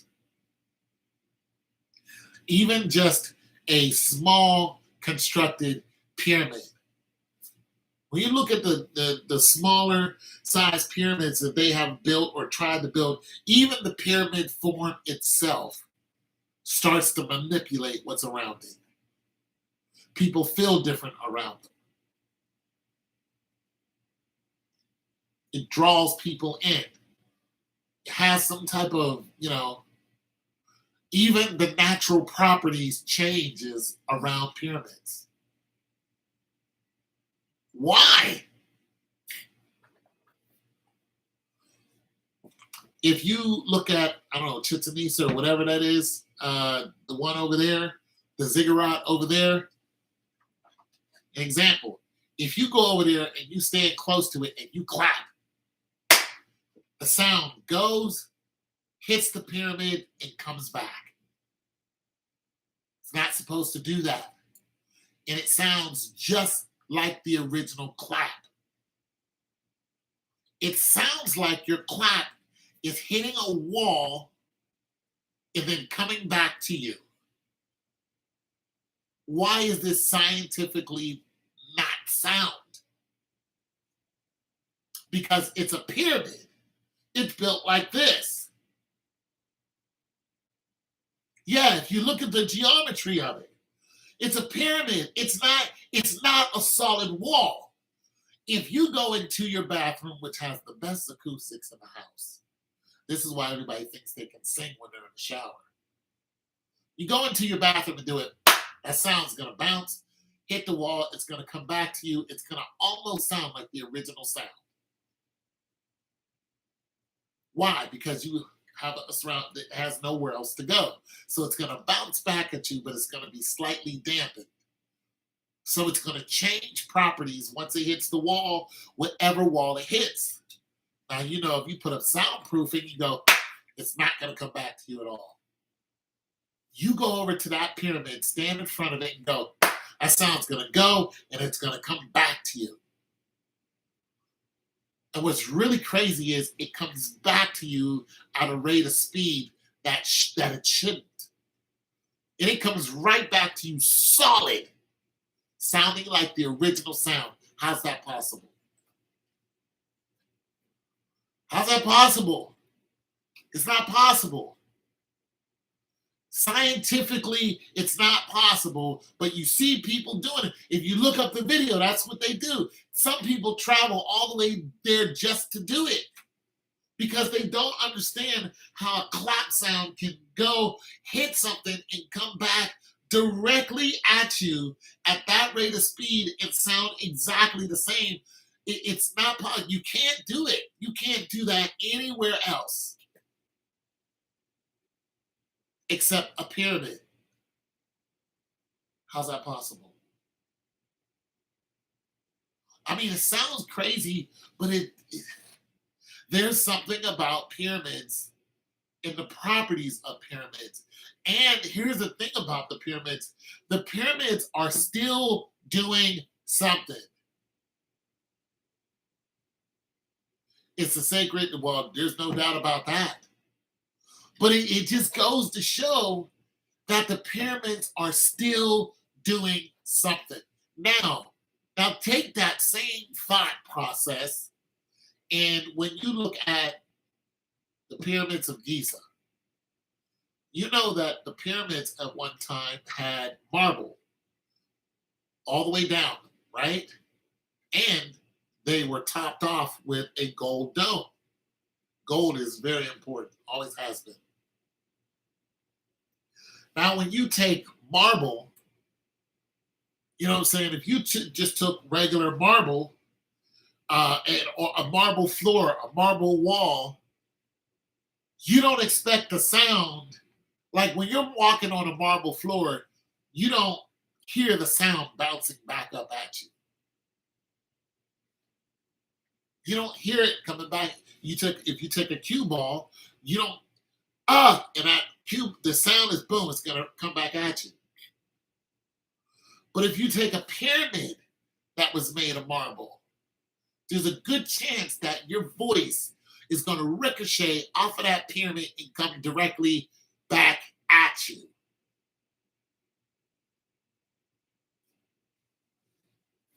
Some of you are going, so what? No, it's not a so what. This is a mind-blowing theory that we still can't figure out because it's not supposed to happen. Because it's a linear. Your voice goes out like this, right? It hits something, and whatever it hits, it can come back to you. Sound can come back to you, boom, you hear it. Boom. But if it hits something that's boom, it boom. It goes over it and keeps going. Correct? So whatever you hear that comes back to you is only part of what you first released. When it comes to a pyramid, you hear the whole thing. It's like it's not this, it's this. Bang! And it comes back at you. How's that possible? How's it possible? So we know that the pyramids are operating on a frequency that is almost foreign to us. It's foreign to us today. It's not foreign to humans, it's foreign to us because we don't use pyramids. We don't use the technology of pyramids. But the pyramids are all active, but dormant at the same time, meaning the form of it is still doing something, but the actual pyramid's not doing anything. But let's say we turn one of those on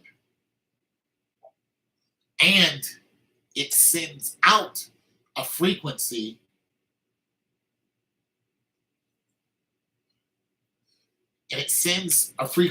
out, but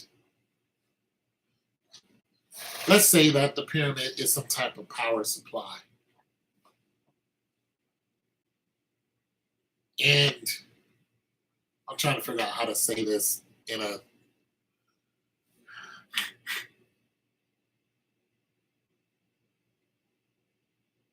losing my words. Let me just forget it. I have to do it on another stream. I have to look it up. To get what I'm really saying, I probably have to have that's what I think I'm going to do. I'm probably going to build some type of model to get you guys to understand what I'm thinking. Because I was actually thinking about gravity itself. And I was going to draw up I was going to make a model of the planet, but or just part of the land, and I was going to, because I think that gravity is man-made, and I think that I think gravity is man-made. I don't think gravity is natural. I think you can, of course, you can make gravity, you can make anti-gravity, but I think that you could do that in your house. I just do. So it's just hard for me to try to say what I'm thinking because I'm doing I'm thinking in a three-dimensional. I'm looking at a three-dimensional project and I'm trying to explain it, and my words are not coming out right, and it's gonna sound really, you know. But I just think once the pyramids come on, they give some type of foreign frequency that changes whatever's around them. And I think it changes everyone also when it's turned on, anyone who's near it. And I think this is why they were built. And like I said, I believe all of them have some type of gravitational pull, and they manipulate anything that's in their area. When you look at the steam engine and when it was made and all of this other stuff and how it revolutionized, the West and all this other stuff, and the steam engine is, okay, yeah, it revolutionized for people who were starting over. But when you look at the pyramids and you go, what if this was some type of engine? What if it was some type of major power supply? And then you take the steam engine. You go steam engine, boom, pyramid. How advanced were these people? Because we're steam engine advanced. That's what we are. That's who you are. You live in a civilization that advanced because of the steam engine. They lived in a civilization that advanced because of a working pyramid. drink that in. And we know it's true because every continent has one. They were not savages. They were not primitive. They were not stupid people. They were far beyond wise and intelligent. And we can't catch up to them because we are advancing off of the steam engine. No matter how smart you think you are as smart as your civilization. And that's the truth. The smartest things we have are computers. Those are the smartest things that we have. We have computers that can do just about anything. They have computers that we just released a ship that hunts down submarines. It's unmanned. And all it does is hunt down submarines. We have drones that fly for hours on end. They're being controlled by two people sitting in a bunker in another country. We have unmanned tanks now. We just punch in a code and that thing goes out and it kills. This is how smart we are. This is the crux of our technology. We can go into space and live there. But eventually we have to come back. We can't go into space and stay there. Eventually we have to come back here, redo our thing. We can go underwater. As far as the Marianas Trench, 5 miles or so. But we can't live there. We go down there, it is a completely foreign place to us. It is violent. We're lowest on the food chain when we go into the Marianas Trench. The Dumbo octopus is more lethal than you are. Don't know what a Dumbo octopus is, look it up. But it's more lethal than you are. Because you can't get out of a tin can that you're in, or you're gonna, be crushed. The Dumbo octopus is about this big, and it's chilling. It's chilling. It's like, I do this every day, homie. If you look at the octopus itself, this is a creature that has like 8 brains. And it can survive on land. And it's just amazing how we think we're the echelon of everything. But then when you look at some creatures, there's actually I forgot what the damn thing is called. It's a small bug. Very, very small. It can survive in space. It can survive in a complete vacuum. We can't do that. But I believe at one time we could. If you look at your technology today and how you're living, your cell phones, your computers, red light, green light, yellow light, go. You go to work, the type of few things they pay you your allotment for living. You go to a grocery store, you eat manufactured food. You buy manufactured food, you come home, you eat it, you get up and you do it all over again, day after day after day. This is what you do. You live in a very we live in a manufactured atmosphere. So our minds are manufactured. Our bodies are manufactured. Hardly any of us are natural. The only thing natural about us is the process of living and dying. That's it. However, the civilization that was before us was completely different. Completely. They had more of a oneness and a collective thought than we do. We have individual thoughts, and we think that's great until it comes to surviving. Their thought was we all have to survive. Our thoughts was only some of us should survive. The rest can die. So whenever they built a pyramid, they built it as a collective. They built it as a survival mechanism. something they needed. Once they stopped building those pyramids, what happened to that civilization?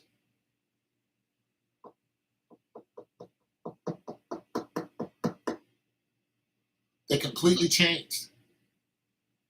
The size of them changed. What they eat changed.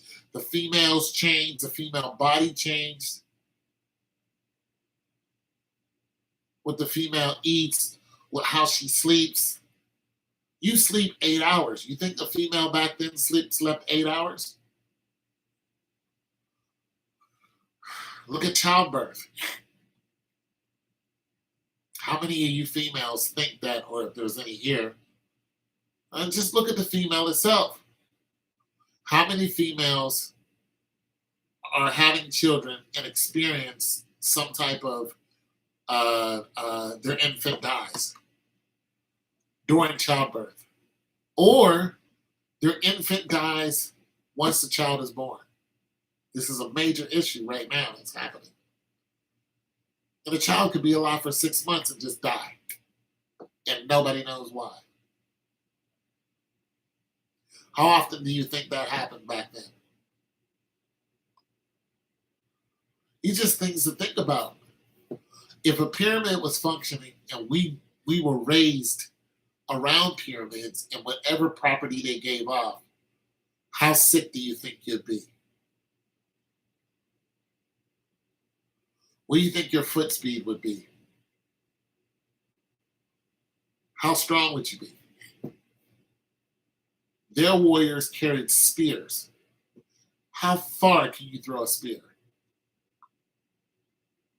And just think about this. Let's just take their military. Their military had foot soldiers. They had soldiers who also rode on chariots, right? They had soldiers who would ride on the chariots, and there would be another soldier that would ride on the chariot with them. That soldier that was riding on the chariot would be firing a bow and arrow while he was moving. Now just drink this in. What is the balance that you have to have? Even if you had something strapped you in, what kind of balance, equilibrium do you have to have? Eyesight, accuracy, muscle strength, nerve, everything it takes to fire and hit something while you're moving, while your life depended on it. Just think about that. Even your hearing. What you hear today is your hearing has been dulled. I'll give you an example. I was talking to a nurse. She was out processing me, right? And she was talking about, because, she knew I was a veteran. And she said, yeah, I divorced my husband. He was a veteran. I said, why'd you divorce him? She said, because he would stay up, at night. And whenever he would hear, slightest noise, he'd get up. He'd be standing there. She said, I woke up and it scared me. And I said, wait a minute. She said the reason why he was doing that because he was in Iraq. And he fought in Iraq. And I think he did 2 tours. I said, so you mean to tell me the man will wake up when he heard something and go and protect you, and you got rid of him for that? I said, he went over and fought in Iraq, and his hearing changed. His senses changed, his eyesight, his smell, everything changed, and it adapted. And he adapted to protect you. She said, I never thought about it that way. So just imagine, you're living during the Egyptian times. You're being invaded by Rome. You're a Kemet. Which means Rome has already invaded Egypt. Now they're coming for you. This actually did happen. The Kemites decided to go out and attack the Romans before they could get themselves together to come and attack them, because they had already went into Egypt. And they were being led by a female warrior. She was actually their queen. Now, she lost an eye during the battle, and she lost her husband during the battle before that, but she actually managed to beat the Romans back, and then the Roman Caesar gave her whatever she wanted. She lost an eye. How many females do you think can go into hand-to-hand combat with a man today wielding a sword?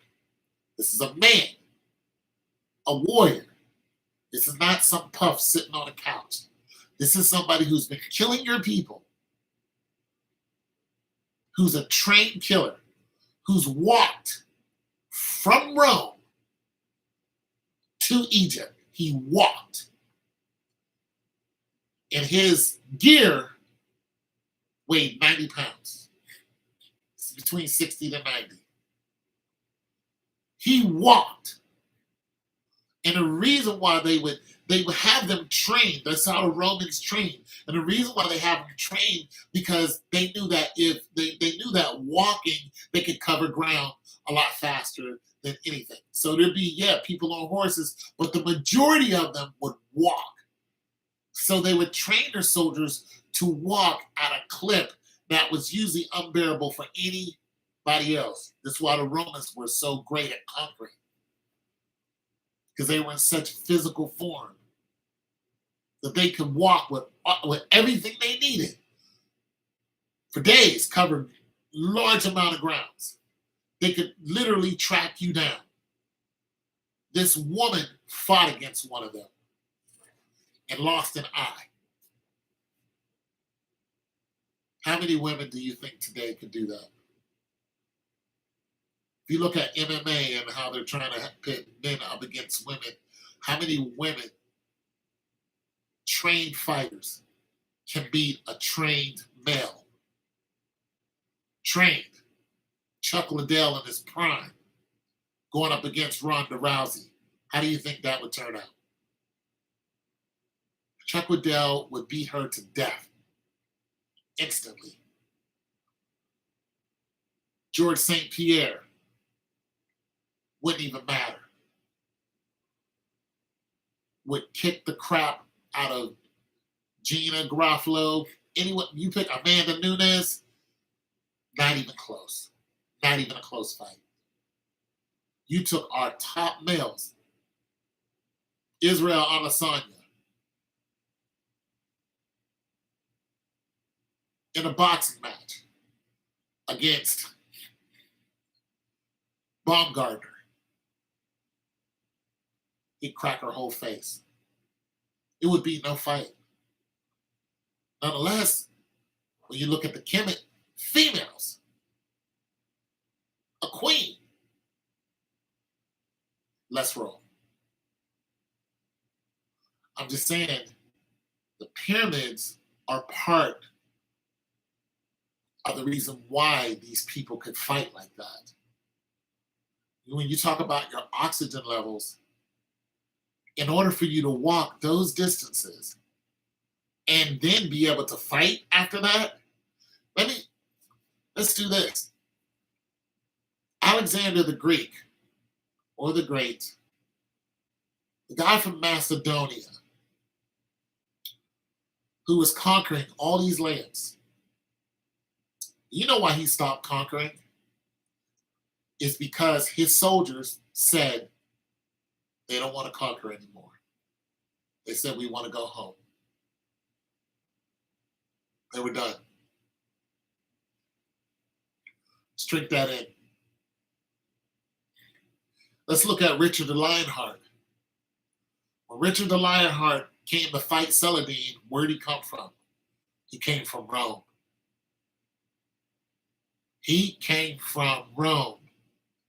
And he walked all the way to Israel. He walked.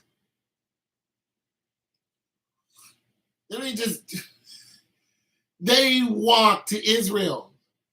And then they took Israel from Saladin. And then they lost it because they had to go back home. Especially Richard, because his brother became king, John. And that didn't turn out well. They walked and they fought. And even before that, Nebuchadnezzar invaded Israel. Where did he come from? Just look at the journeys that these men would take to conquer these cities. They did it on foot.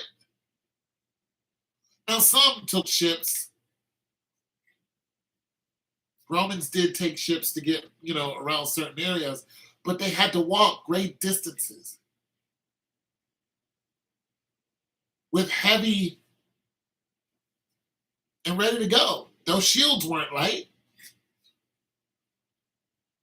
I mean, imagine that. They were killing each other with rocks. A slingshot. The Romans were being hit by the Germans, or the Germanic tribes. They were being hit, and they were hitting each other with rocks in a slingshot. And they would take these rocks, they would smooth them out, put them in it, and then these infantrymen would pow, like David and Goliath. They were still doing that in the Roman times. You can still find these rocks on all these battlefields. They're still there. Just saying, we're nothing like the people of yesterday. We're nothing like them. We're not even close. But the reason why some of these people were so great, I believe, is because the pyramid did something to them. The frequency of the pyramids did something to them. I'm not sure what it is. But here's one thing you can try. Well, I don't even want to say that. I don't want to say go get a pyramid, put it in your house. Because, I don't know if God wants you to do that. But I would say study the pyramids. Study the effects of shape. Because there might be something in your house that might be giving, might not be giving off the, and if you remove it, then, you get a better frequency. Everything has a frequency, everything. Everything around you has some type of frequency. And you're affected by it. Everything that there is. I don't care if it's this, is a frequency. Everything. Especially these. You're staring at this a lot, staring at this computer a lot, they all give out frequencies. All of them. But the biggest one of all is definitely the pyramids. And, I can talk about them in ad nauseum because they're so fascinating. But, yeah. They're not supposed to do what they're doing at all. And you guys can look on YouTube and find where people are clapping around them and they can't understand the sound or the speed of sound. It's another thing. The speed.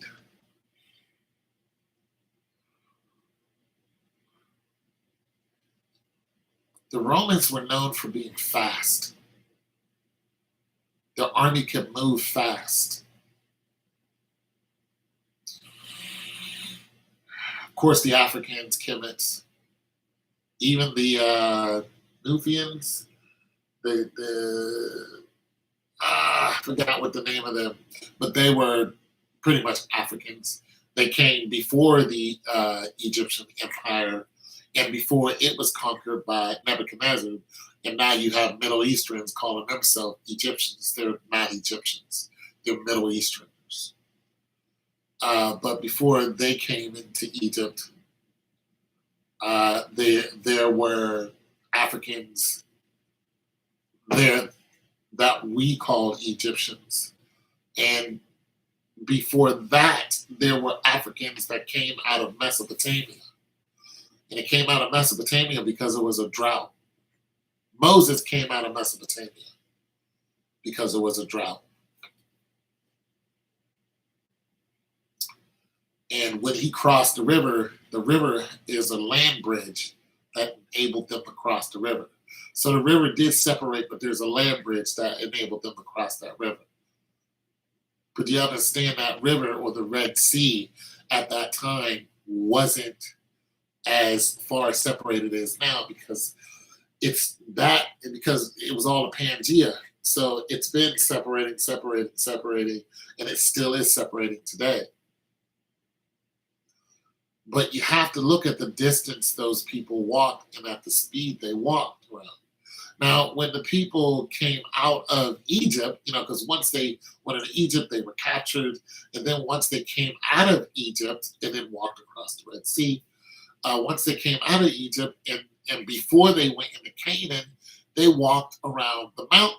And they circled this mountain for 40 years. While they were circling that mountain, they noticed that people lived in the mountain.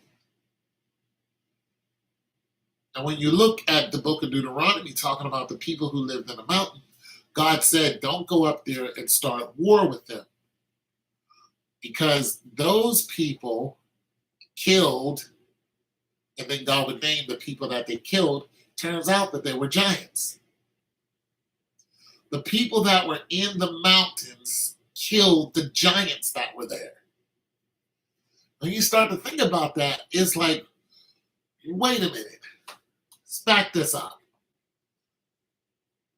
God's people came into their land, start circling the mountain, and they lived in that land before they went into Canaan.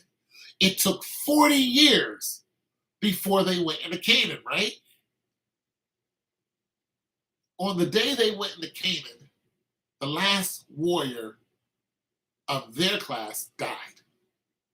But if you look at the story and you look at all of the people that lived in the mountain, God kept telling them, don't start war with them. God was getting rid of all the hardheads that the Israelite people were. All of the people that were hardheads, all the warrior class, he got rid of all of them. They all died within that 40 years. He kept telling them, don't go start war. Why was he saying that? Don't start war with these people because God needed them. But you could trade with them. So they learned from each other.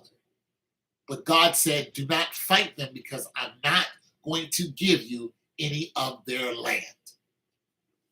He's not going to have you living in the mountains. This is what the scriptures read. I'm paraphrasing, of course. You can read it yourself. God used a certain people to kill giants. It just made you think, who were those people? Then and these are Caucasus Mountains. So then you start to go, who are those people and who was so good at war that they fought and killed giants? And why did God need to kill the giants? These are all questions that just went through my head. Wait a minute, you had a certain people, and all of these people had different, all of these giants had different names. The Rephaim, the Nephilim is a particular type of people. The Rephaim, the Inman, and but they were all giants. Read it for yourself. You have to think about that. Like, they took these things on with spears, bow and arrow, rocks, giants. We're not talking about our giants that can barely get out of bed. We're talking about giants that could pick up buffaloes and run with them. We're talking about giants that were eating people. They could walk through trees and separate trees. And some of them were bigger than the trees. These creatures. See, we are nothing like our ancestors. We can't hold a candle to our ancestors. We're not as strong as them. We're not as fast as them. We can't see as far as them as they can. None of them wore glasses. None of them. None of them wore glasses. And the weak ones died out. You're not going to walk from Mesopotamia into Egypt, into the land of Canaan. You're not going to do that. And be weak. Complain about a backache. It's not going to happen. All the weak people were dying out. And you understand this is the time where Moses went up into Mount Sinai. So while he was up there talking to God, Aaron was dealing with these people, and these people, who were my people, told Aaron, Moses forgot about us, build us someone that we could worship. They thought Moses and God forgot about them. So like, build us a God. We want a God. Aaron was like, heck no. But they was like, do it. So Aaron did it. Aaron's rod. So Aaron did it, right? And they built the god Moloch.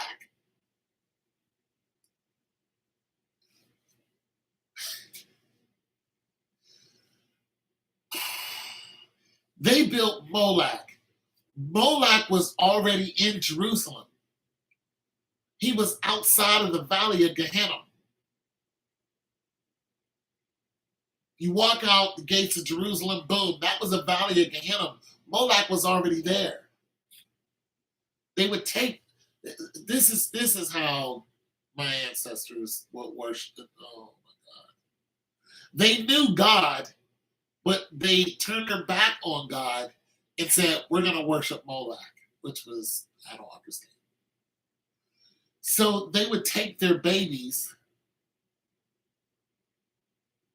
and they would take Moloch, which was this bronze, statue or whatever, and they would light a fire up under it. So Moloch would be just burning hot.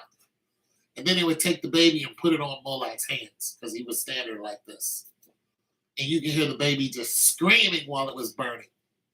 And all the people would rival. Ah! That's how they worship Moloch.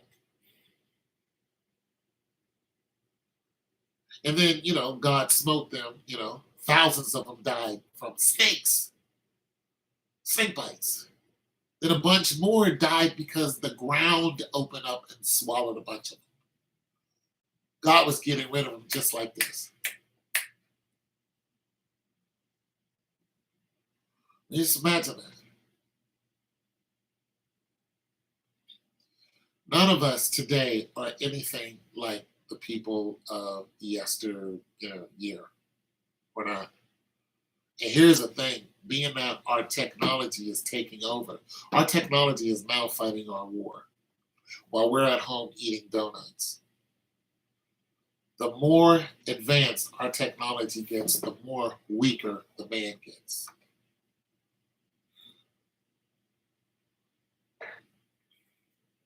That's just the truth. At the age of 60, we're old. We start dying off in between 60, 65. That's when people are really expected to just, you couldn't have done that back then. You still had people that age working the fields. You still had people that age working cotton fields. You still have people that age right now, the Asians that are, and the Hispanics that are like the backbone of America. They don't retire at 60. They're still out there getting it. Majority of us, we're not doing it. Can't do it. Can't do it. I just imagine the Kemet's, the Romans, the Germanic tribes chasing each other on foot for miles, fighting in the dark, their eyesight, their hearing. Just imagine how good their eyesight was. In the woods, just in the woods waiting. That's how the Germanic tribes were killing most of these Romans. They would wait in the woods. They killed 20,000 of them one day by waiting for them in the woods. The whole army started marching through these woods, and they just sat there and waited for them. And the Romans didn't even know that they were there. They had no idea.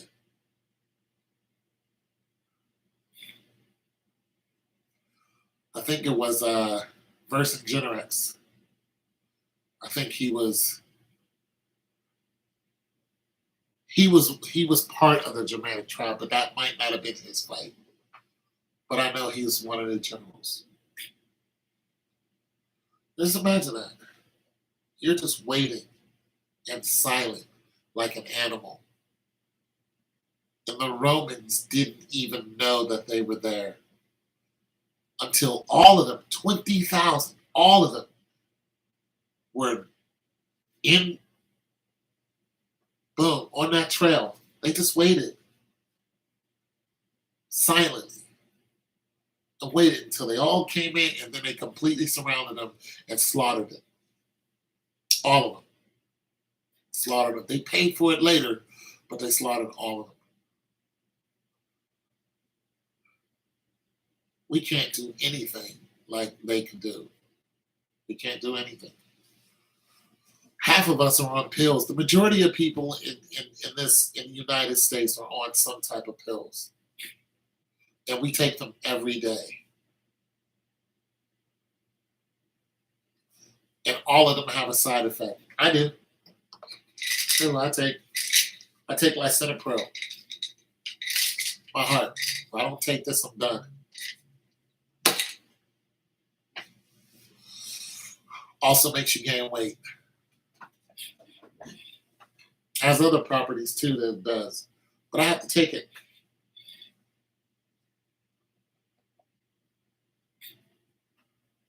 I mean, just imagine fighting back in those days. And then fleeing. When Israel was first conquered, when the Romans came and conquered it, 1.5 million Israelites had to flee because the Romans were eating people. That's what they did. Before they got there, they would, go into villages and they would eat the people, and they wanted the word to spread that they were eating people, so they would terrorize the Israelites. And it worked. Eventually, once they got inside the walls, they killed anything that moved. Children, women, it didn't matter. Some of them were slaves, but for the majority. So when Israel saw how they were like, these people are crazy. They're eating people. They fled. And that's when, they fled in different parts of the country and so on and so forth. But none of us can do what they did. We don't have the physical strength to come anywhere close. Not to mention the wild animals that they had to fight. Just to give you an example of that, the Romans had dogs that fought with them.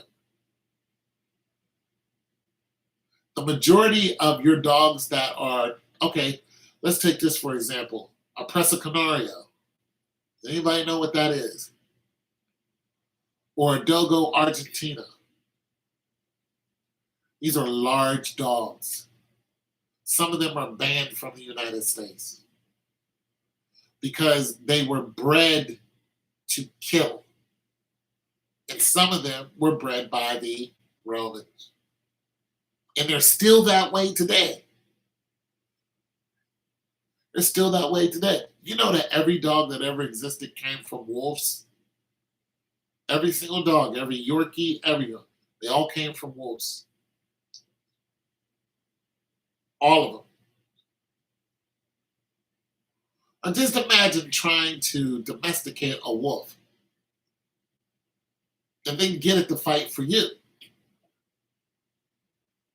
And of course, the wolves back then were a lot bigger than they are now. The biggest wolf that we have is a gray wolf, 1700 psi. It will bite through you. And some of them are still eating people today. Wolves still kill people today.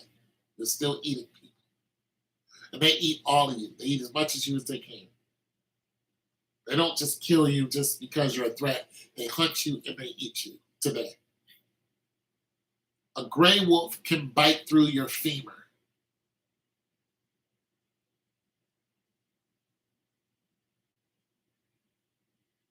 Clean through it. Just drink that in. Now let's take a gray wolf from back in the Roman days. Or a dire wolf. We know they existed. Just imagine coming up against one of those in a fight. Now, of course, the Kemets had lions. The Kemet princess or queen or whatever she was, she would feed the Romans to lions. That's why Caesar attacked her. Because when she took the prisoners, she was just like, fine, these lions are gonna, they're gonna eat you. Because she wanted to create fear in the other Roman soldiers. Well, it just pissed Caesar off. And then Caesar came for her. But she won the battle. And just, we don't face these type of things in our everyday. But if we did, it would make us completely different. That's what I'm saying. And I think a lot of this hyper dangerous, hyper speed, hyper agility, no fat people. There's you find very few fat people. Very few. These people were constantly at war. Look at the Persian kings. When Persia was a great power. Darius and his father. Wasn't a bunch of fat people. We're one of the fattest nations on the planet. I'm fat. I'm fat. I'm overweight. I'm not supposed to be as big as I am. But side effect. I'm just saying, you got to think about your reality and go, you know what? I'm fine with the way I am.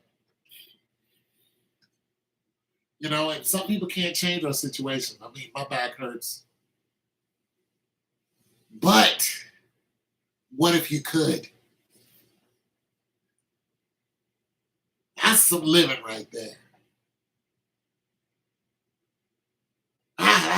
That's when you start living. Terminator. That's when you start doing some living, Terminator. You're not living doing the same thing every day, and you know it's the same thing, but you also know, according to history, these people were doing extraordinary things. They were extraordinary. Their agriculture system, they were extraordinary. The food that they ate was extraordinary. The wine, their technology, they were extraordinary. They had computers way back then. They had navigation systems. They had submarines, helicopters. They had all this extraordinary stuff. They weren't just on little paddle boats canoeing across, you know, wasn't like that. They were extraordinary. They had dynasties. Dynasties. There were Africans in Asia.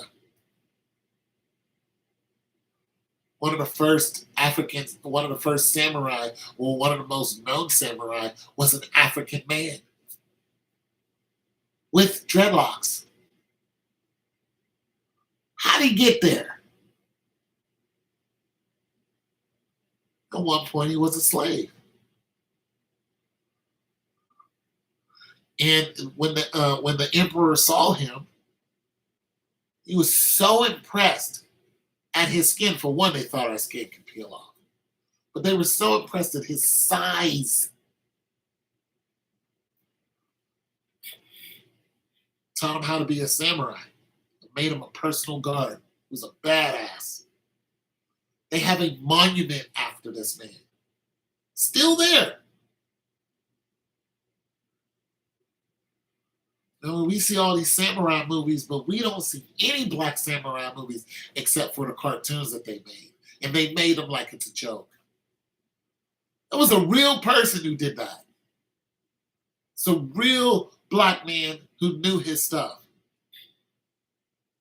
And we're talking about the feudal times. Feudal lords, Japan, feudal. Ronins running around. Thug samurais with a sword will meet you with a sword. You got to hold your own. Mano a mano. Let's get it.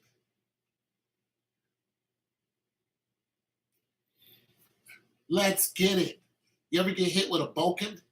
You know what a bokken is? It's a wooden sword. That's what they use to practice. It hurts. Just imagine you fighting with a sword. On some real Anatori Hanzo sword, like, and shing, you cutting through people's thing. If you look at some of these movies about these swordsmen, you find out that all of these swordsmen that they reveled and talk about, and they put in cartoons, found out that they were all real. The Batosa was a real person. You don't know who the Batosa is, just go look him up. He was a real person. He really exists. As a matter of fact, there were 5 Batosas. There were 5 men who had the ability to kill you with a sword very quickly. There was almost no competition. There really was a Shinsengumi clan, a lethal group of thugs. But they were more political, but they were feared through all the land. The Shinsengumi was real. It was a real group of people. Ninjas and all that were a real group of people. Just imagine their abilities.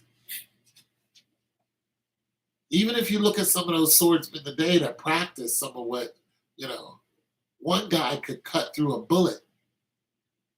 They shot a bullet at this dude. He cut right through it.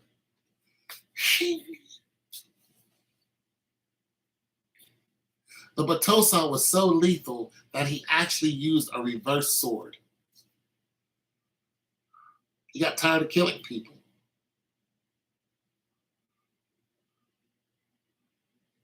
So he's like, I'm not going to kill anybody, but I'm still going to carry a sword. So whenever he fought you with a reverse sword. So he couldn't cut you and kill you. He would just knock you out with it. He'd hit you, bing, bing, bing, bing, bing, boom. He'd hit you upside the head with a reverse sword and knock you clean out. His speed and his strength were legendary. We are nothing like 200-300 years ago, especially 2,000 years ago. We're nothing. The fastest person we got is Usain Bolt, who ran at 28 miles an hour once. And it was like 27.8. Once. He did it once. Once. He ran a 9.58 once. And nobody has come close. His fastest 200 was 19.19. One person came close to that, who was Johan Blake. He ran a 19.26. But no one has come close to 9.58 in 100. And he beat the closest person who got the American record, who was Tyson Gay, who ran a 9.71 in the same race.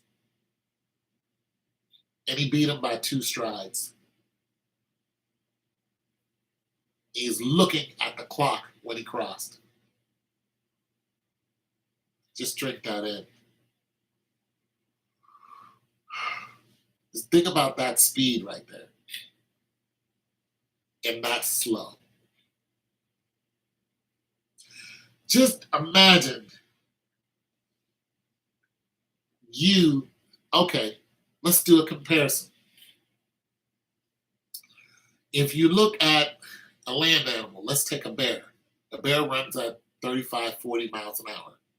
A crocodile can actually run too, just in case you know that. But a bear can run 35, 40 miles an hour. That's twice the speed, or almost twice the speed of a human. You're not going to outrun a bear. You're not going to outclimb a bear, and you can't fight one hand to hand. Best thing you can do is fall down, cover your head, and let them bite at your backpack, and cover your neck so it doesn't bite your neck. Good luck with that.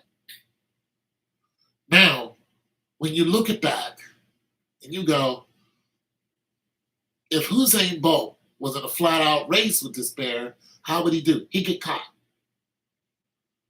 Now, this is the fastest person that we know. The fastest. He'd get caught and get tracked down. That bear tracked him down. If you're looking at other major predators like lions, even wild dogs in Africa. Let's take their example. Wild dogs are not known to be fast. You know what they do? They run after you until you fall out of exhaustion. So you can cover 20, 30 miles. A bunch of wild dogs are going to be behind you. And they like to eat you alive. This is what they do to their prey. They wait till their prey falls down from exhaustion. Now, if you look at what they're chasing, deers, zebras, how far can a zebra travel before it falls over? Even at a casual run, you probably do 50 miles.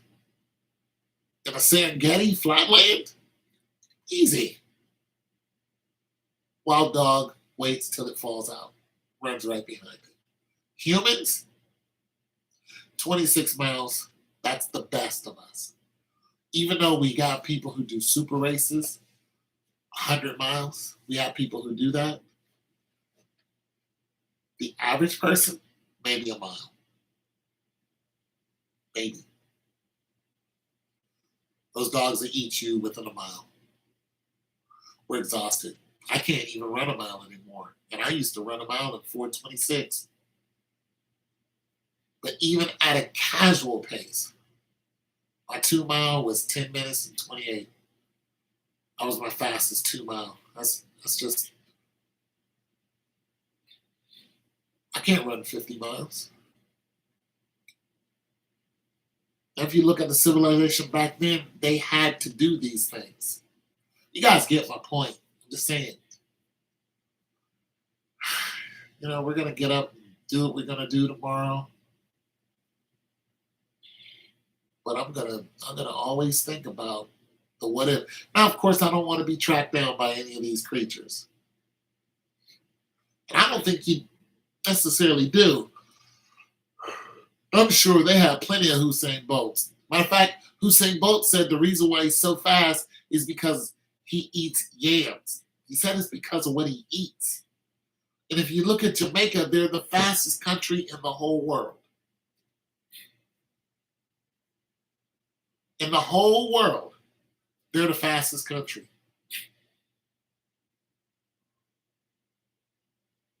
That's it. The best distance runners come from Africa. The fastest miler is El Garouge. He comes from Morocco. He's a Moor. The reason why he stopped running because he got sick. Look up El Garouge and look how fast he was running the dang mile. 20 years ago. Ridiculous speed. Nothing compared to what they were doing in the Roman times. You know where the 26-mile race come from? It come from a messenger. A Roman messenger. He had to run 26 miles back to warn, them that they were about to be invaded.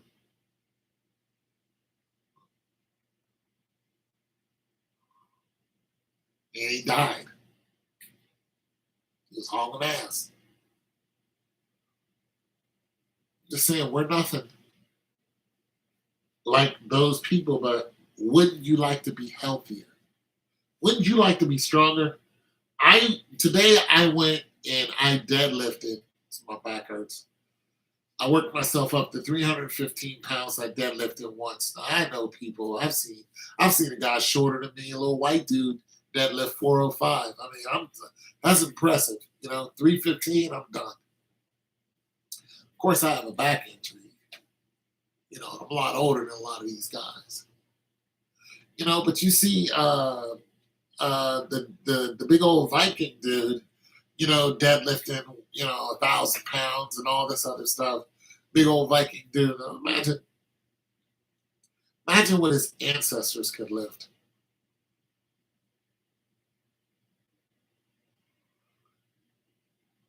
Just think about what his ancestors could do.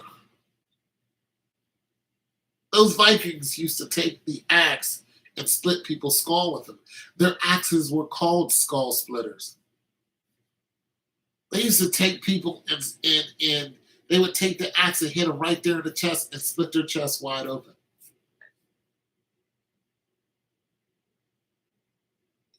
I mean, the strength of those Vikings was ridiculous. And they would cover some serious ground. I mean, just imagine, there's 200 of you, you get into a ship and you go discover a new world. 200 people, couple of horses, whatever, and you get into a ship and you just sail west. You and the homies have no idea what you're going to find. You don't even know if you're going to hit land.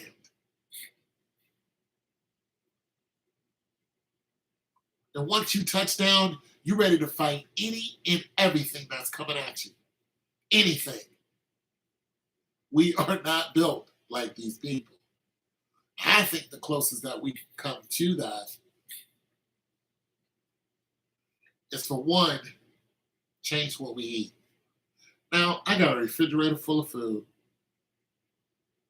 I don't know where it came from. I just think we should start there. Start growing something. If you have, the wherewithal to do it, just grow something. At least you know where that came from. That's the first start. For two, the stuff that you watch. It should all be forward-moving stuff. You should only digest what's healthy. Anything that's negative, give a negative vibe, don't watch it. You like to watch a lot of fighting movies, it's all negative. But if you watch stuff that makes you exercise, or, you'll exercise. You can pre-program yourself to be a better person. Or read. Do more reading. Exercise your mind more. Stuff like that. The gym isn't a bad start either. And don't be afraid of the machines, because people want to hit the free weights all the time. Hit the machines, but a good walk, go for a walk a couple miles, that'll really start kicking in and it'll start helping you because it gets you out in the elements. You're still breathing toxic air, but it's what you're used to. Walking on grass instead of the sidewalk. It's another thing. The grass is natural, the sidewalk isn't.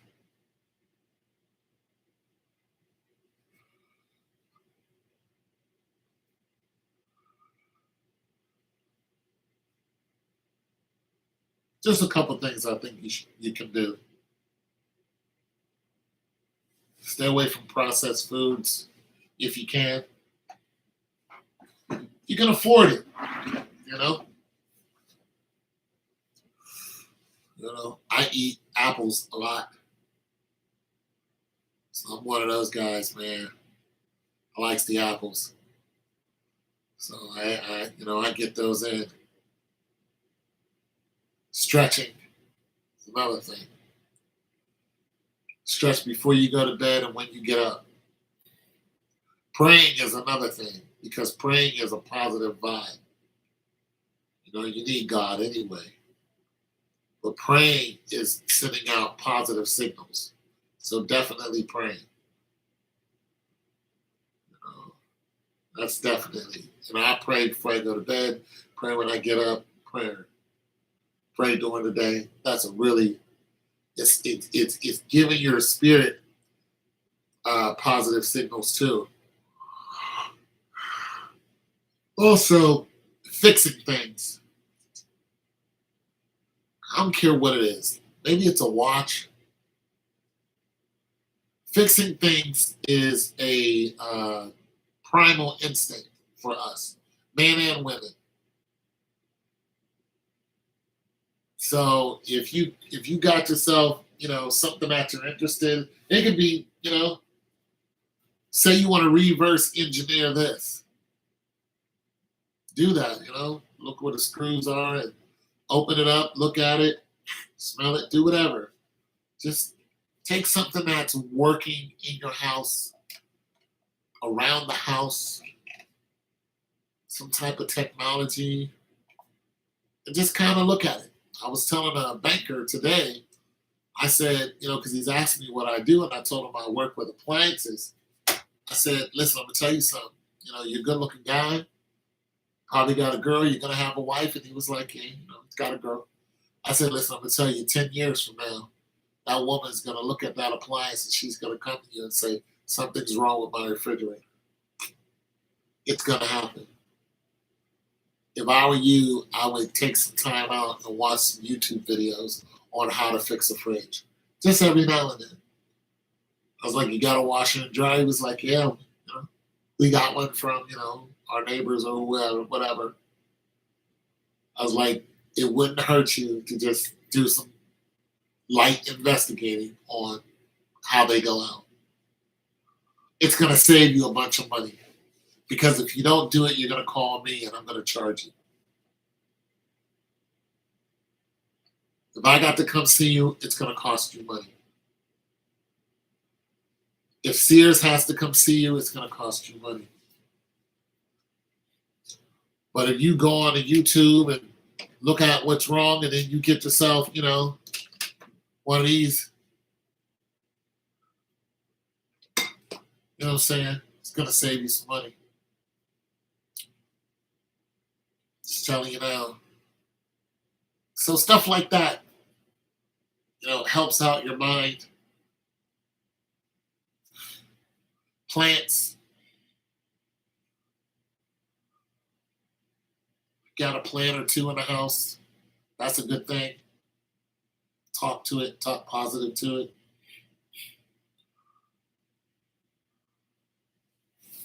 There's a whole litany of other things you can do, but yoga, not the old religious yoga, but just the stretching yoga. That's good. That's good stuff. Push-ups. It's good stuff. some isometrical stuff, help you out. If you do some of this stuff, you'll physically start to feel better. Your mind will start thinking on different levels. These are just little stuff you can do around the house. If you really want to, get into it, go camping. I used to go and take, a woman I was dating out to a cabin. Used to do it all the time. If I was dating somebody, I'd be like, come on, I'm going to take you to a cabin. It's quieter. You get out of the city. The air is fresher. And you can listen to all the sounds around you, especially at night. You can see all the stars or whatever they call those. But you can listen to the crickets, all that. You can't do that, in the city. You're listening to a bunch of artificial sounds. Your hearing has been dulled because you're not listening to what's natural. You're listening to what's artificial. Go out and listen to running water. Running water is a lot sharper than any instrument that we have. The sound of running water is a completely different frequency than anything you'll ever manufacture. And just listen to it and all the sounds that come off of it, all the frequencies, how just listening to water is the complete scale, all 7 notes. It's all 7 notes. All 7 of them. Just listen to them. And then you listen to the symphony that water creates. Also, the crickets and how everything is timing. Nature is perfectly timed. All of it. It's all perfectly timed. Until we knock it out of sync with our stupidity. But if you can get around nature and just listen to it and just watch the timing of it and how everything works, it brings you closer to it. I talk to trees. That's probably why I ain't got no woman in my life. Like, what you doing talking to the tree? I'm leaving. Well, go ahead. I'm going to talk to my brother Oak over here. What it do, Oak? What it do? I talk to trees right outside. Right outside of my, I'll go out there and I'll talk to that tree, lean up against it, ask it for some of its strength. It hears me. That tree is more alive than you are. You can't tell me it ain't. That tree been here longer than I have. It knows way more information than I do. Imagine if that tree start talking. Imagine if you can extract history from that tree, other than cutting it up. It start telling you stuff, all the secrets, especially how to be healthy. What if okay, our way of communicating with plants is by eating them. We think we have to consume them in order to get the benefit from them. So if you want to get vitamin A, you eat an apple, sea orange, and all this other stuff that you do. But what if you could take an apple, hold the apple in your hand, and get the property of the apple? What if you can get the vitamin C or vitamin A, which both of those are in the apple, just by holding the apple without consuming it?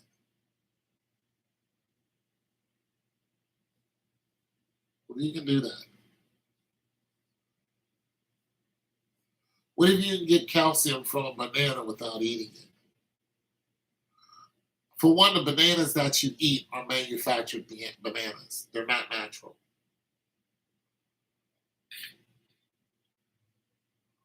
How do I know this? Because bananas have seeds. When's the last time you ate a banana and there were seeds inside of it? How about your watermelon? The last time you had some watermelon and it had seeds. Most of the fruits you're eating now have no more seeds. They've all been genetically altered. I've never had a banana that had seeds in it, but bananas have seeds.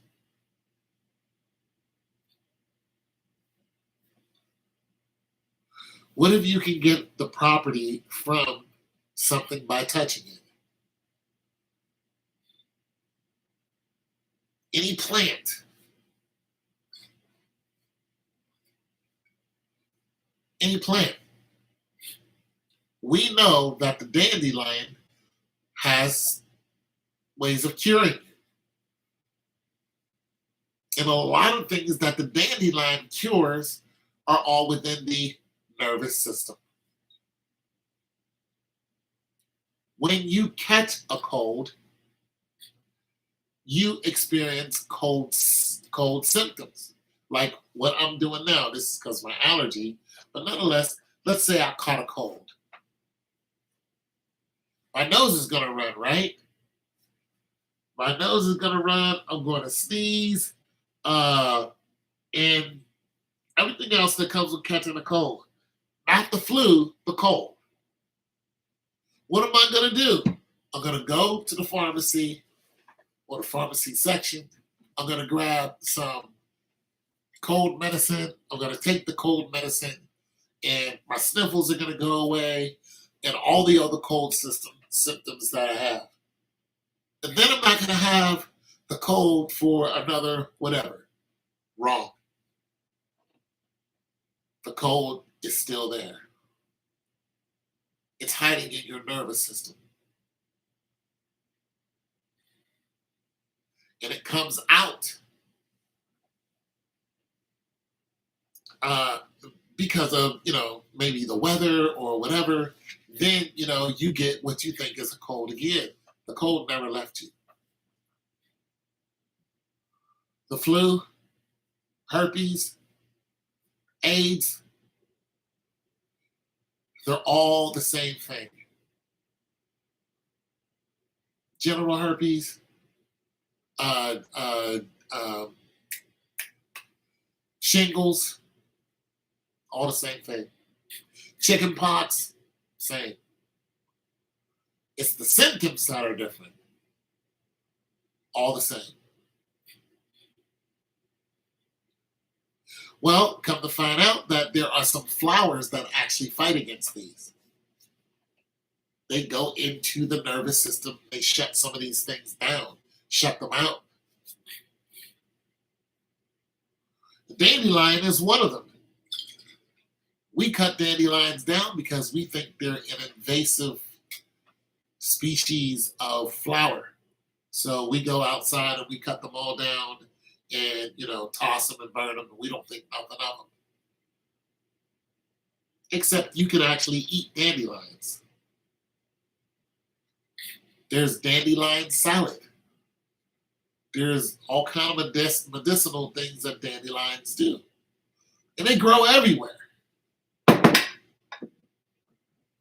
As a matter of fact, before the pharmaceutical giants came and told you to take all these medicines, you went out and got your medicine from your front yard.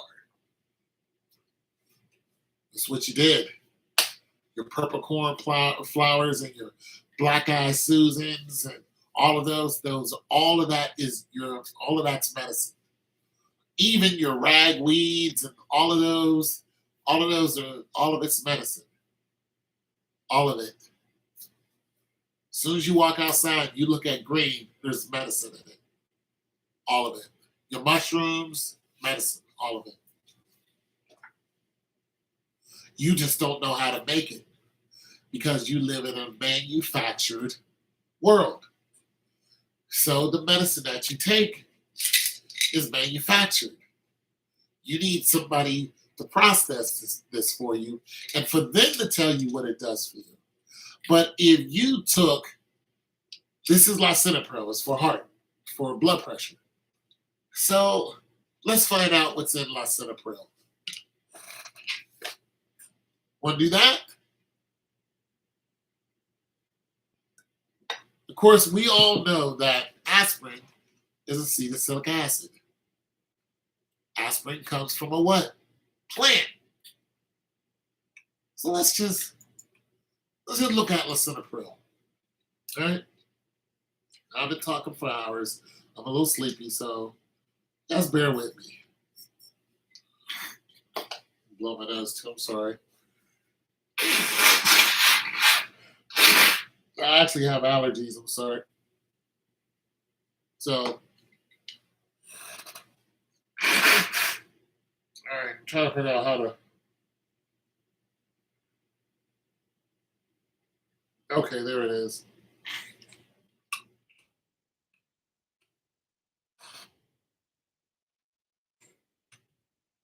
For you guys who's been here, thanks a lot for listening to the old man.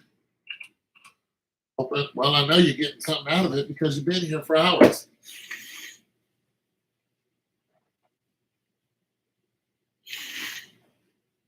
Okay, so lisinopril,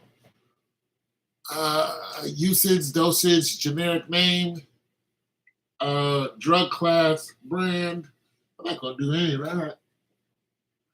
I'm going to ask a question.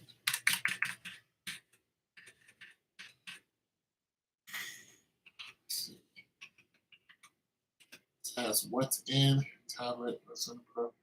What's the ingredients of lisinopril? Let's do that. Let's find out what's the ingredients. In addition to the active ingredients of lisinopril, each tablet contains the following inactive ingredient: calcium phosphate. So let's start right there. Calcium comes from what? From bananas, right? Calcium phosphate from bananas, right? Uh, mannitol, don't know what that is. Magnesium also comes from fruits. Stearate, stearate,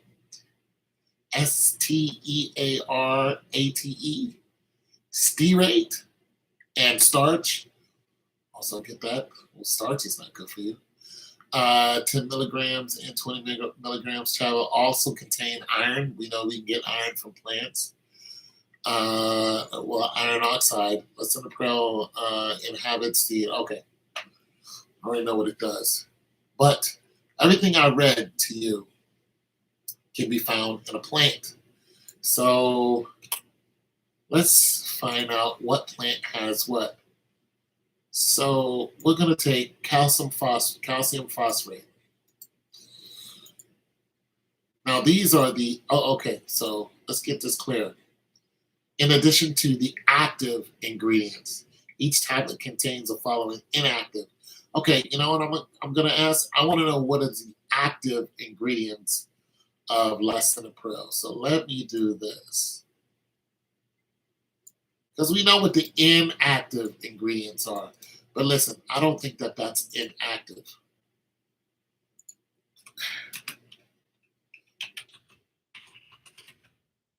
Active ingredients. I think they had a template. All right. Pranavel is supplied as 5 milligram to 10 milligram, 20 milligram tablets for oral.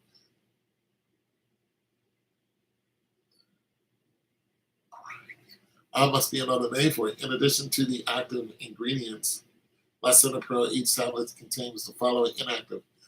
Okay, Pranavel is supplied as, okay, so what is this? What is Pranavel?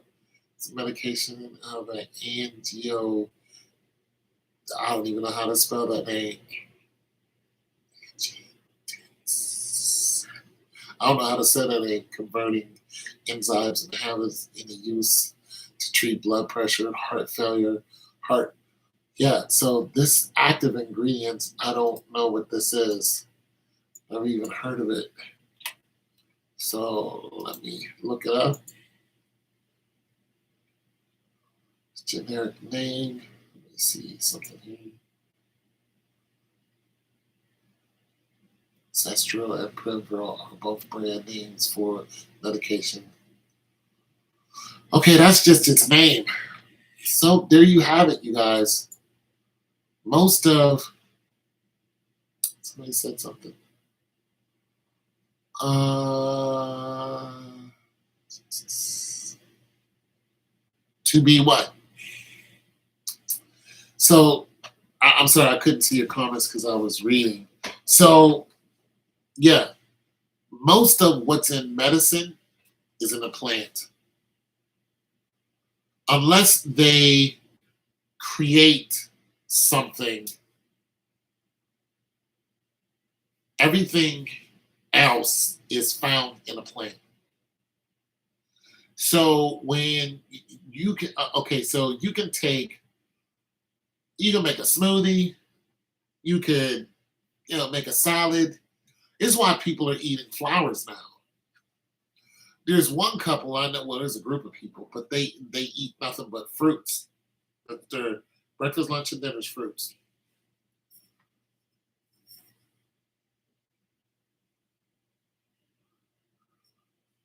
So I guess what I'm saying is, because I'm gonna start doing this actually. I'm going to first name. I'm gonna get a picture of the flowers that I see in my yard, and then I'm going to study what's in them, and I'm going to see what properties they hold, and if they're edible or not. I thought about doing the whole, getting a microscope and doing that whole thing, and some flasks, and I was going to create my own medicine, but there's a danger in that. If you're not a biochemist, you could, give yourself too much vitamin A or something like that, and then it knocks the rest of your system off kilter. Very easy to do. So this is one thing that held me back, and you can't test it on animals. What I thought about actually doing was a couple of my theories. I was going to actually test it on ants. I was going to test it on ants and other bugs, but I was going to do it indoors. I wasn't going to go outside and say, "Hey, let me go ahead and give you this concoction that's going to make you hyper," because you don't want to do that to ants. Red ants. I mean, there's whole colonies up under your house. It's just these are not the creatures you want to get upset, or stimulate them to into a frenzy, just by testing. But you can still be safe and experiment on, yourself. I'm not telling you to go out and start concocting stuff. I'm telling you to eat better. There's just some things if you eat, you're going to feel better. There's other things if you eat, you're going to feel worse. So I encourage you to eat better, but I encourage you to start asking yourself the questions I'm asking myself. You know, a lot of you guys have jobs. I don't have a job.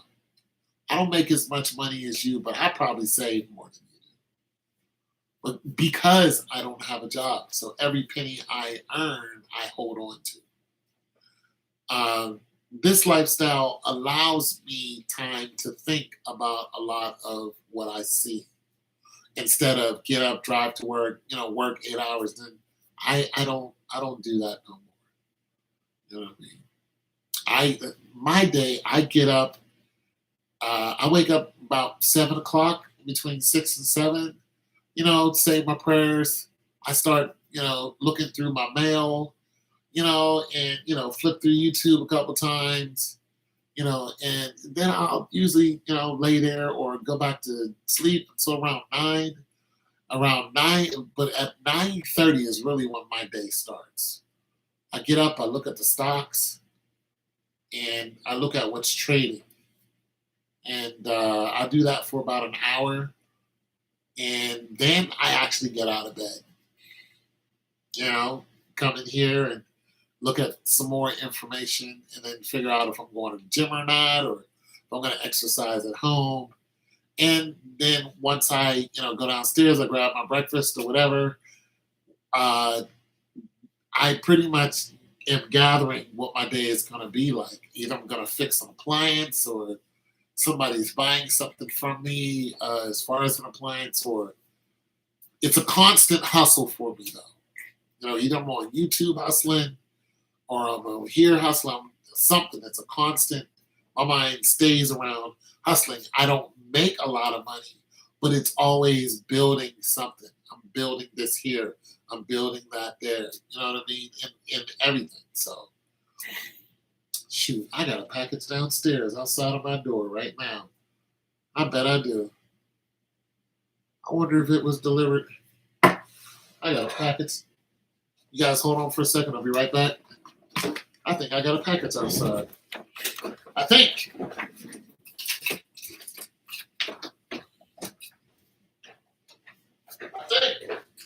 Not sure.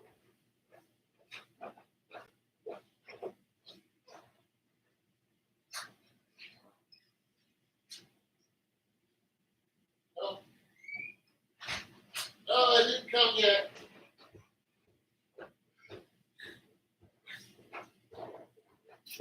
It's coming tomorrow.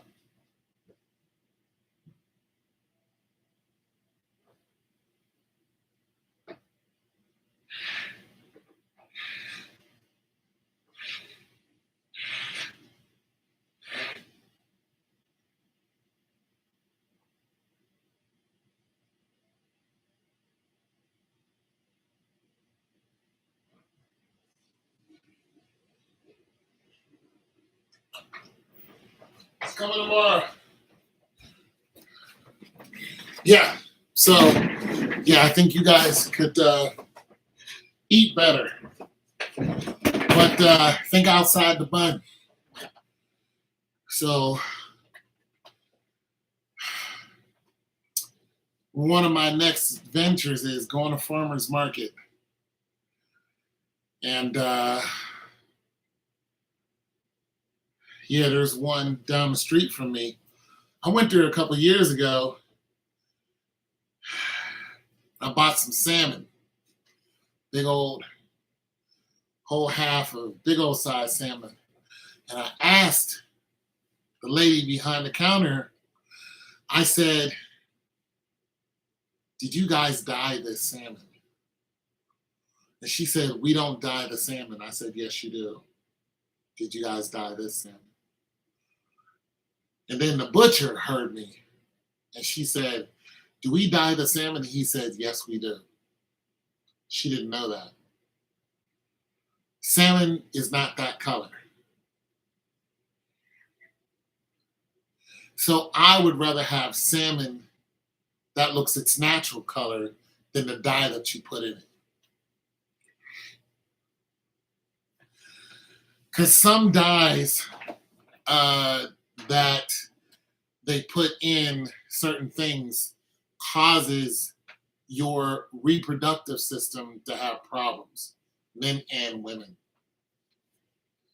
So if you take Mountain Dew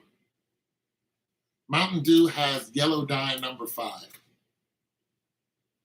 Let's go ahead and do this.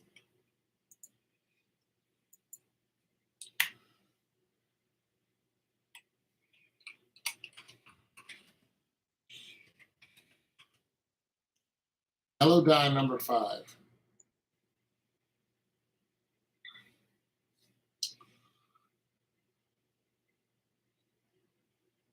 Okay. Tartrazine. That's what it is. Tartrazine is a synthetic lemon yellow azo dye primarily used as food coloring. It is also known as E number E102C1 19140 FDC and C, yellow 5, yellow 5, lake, acid, yellow 23, food, yellow 4, and trisodium 1,4,5, pyroxalone, 3, carbon dioxylate. It's known for all of those.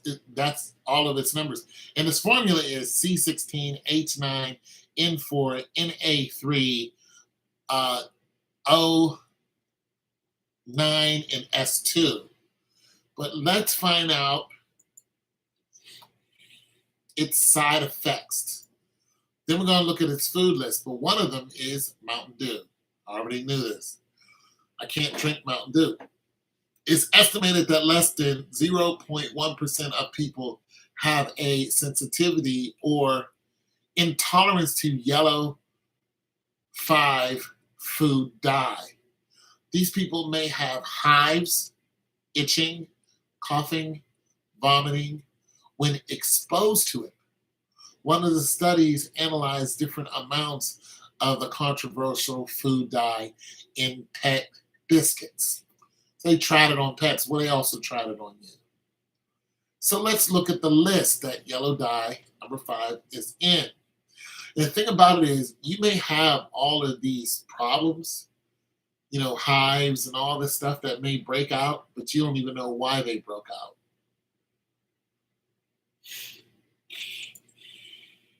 No idea. Because nobody ever told you that you were allergic to yellow dye number 5. Heck, some of you probably never even heard of it.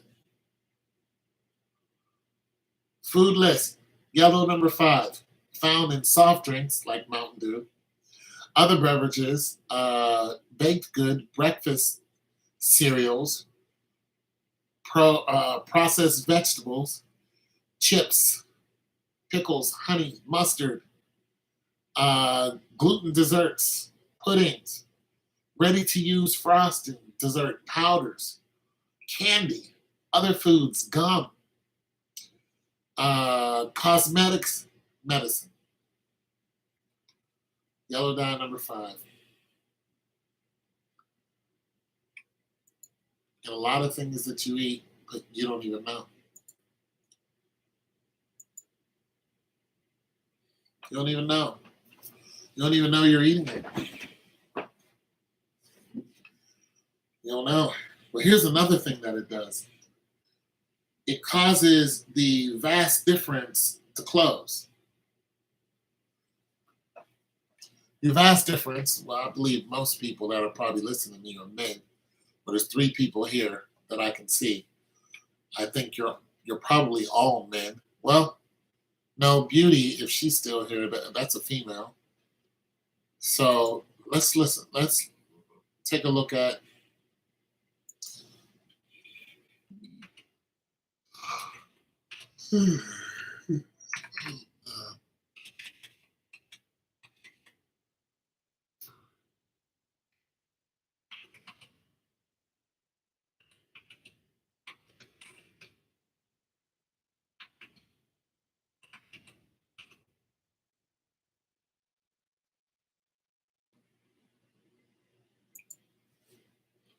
yellow dye number 5. The truth about yellow dye number 5, tartrazine, and sperm counts. Okay, November 30th, 2013.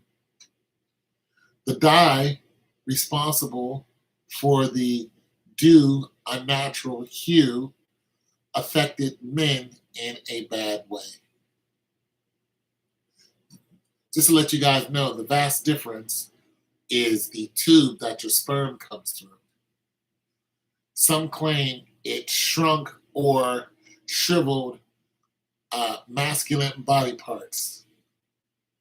Ain't this some junk? Well, here's a part I knew about. Symptomatic food dye causes testicular damage.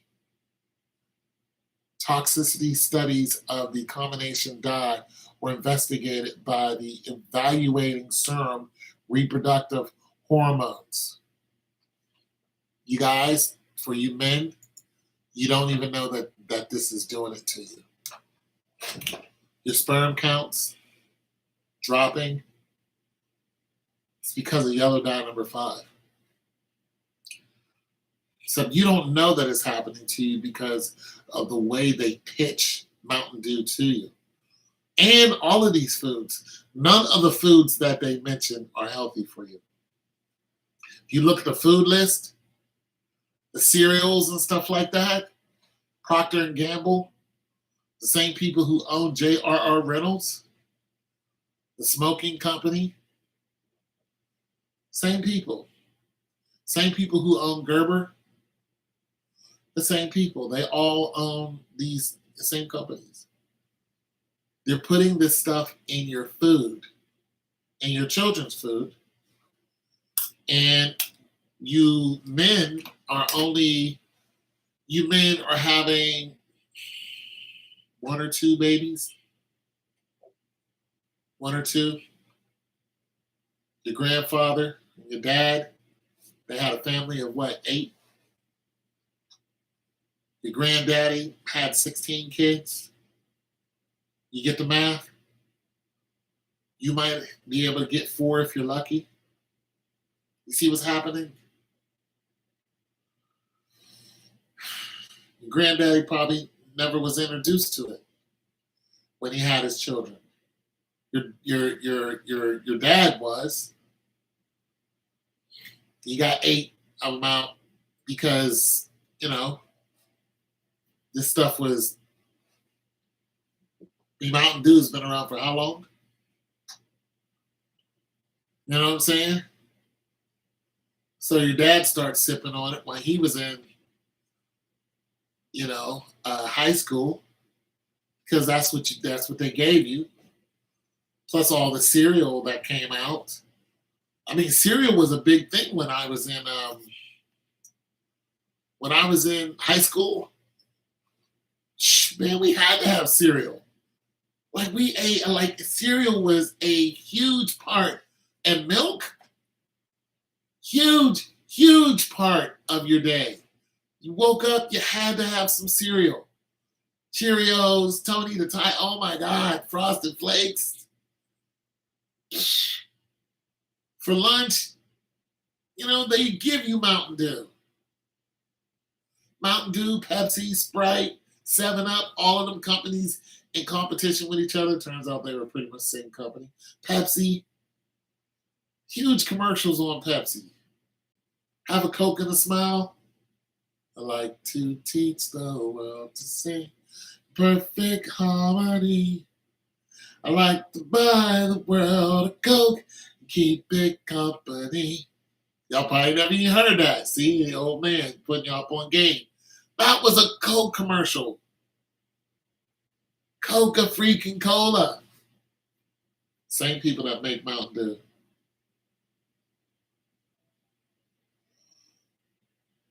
Have less and less babies. My dad had more babies than I did.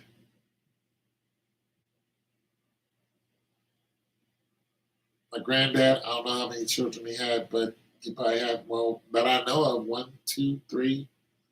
I don't know of any other.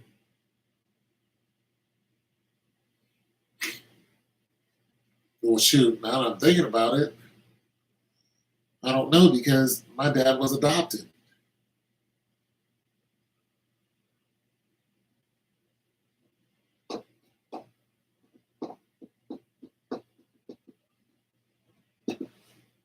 I mean, just think about it. How many of you guys are in your 40s? How many of you have kids? Now look at your dad and see how many siblings you have. Look at his dad and see how many uncles and aunts that you have.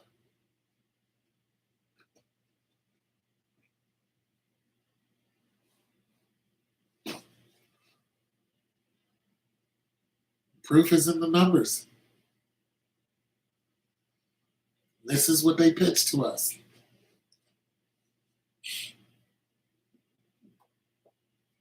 If they want to control the birth rate, what do? They put it in your cereal, put it in a commercial, make you think that drinking this is the best. Oh my God, you couldn't tell me having a Pepsi after during a football game, after a football game, have a Coke and a smile. A baseball game? Oh my, Little League Baseball? Oh my God. Oh my God. Little League Gatorade?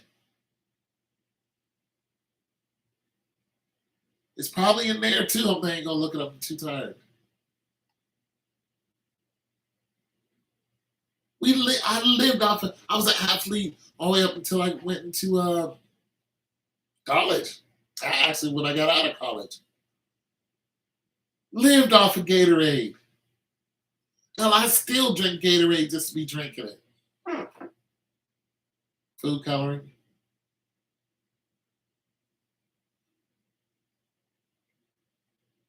I'm just saying, guys, if you're with your woman and you're doing the thing and you're like, you know what, this something ain't right. Something. I usually got a lot more gusto. I usually can't, I don't know, babe. I used to be able to, I used to be able to put it down on you, woman. Not anymore. Better go look in your refrigerator, homie. Turn that bottle around. You better turn that bottle around, see what it reads. Read what's in this bottle. Read that bottle, homie. Because if it says tetrazine, you got ingredients in here. Filtered water, organic sugar, organic strawberry puree, organic lemon, juice concentrate, organic lemon juice concentrate, organic natural flavors, organic fruit, and vegetable juice color. I drink a lot of this organic stuff.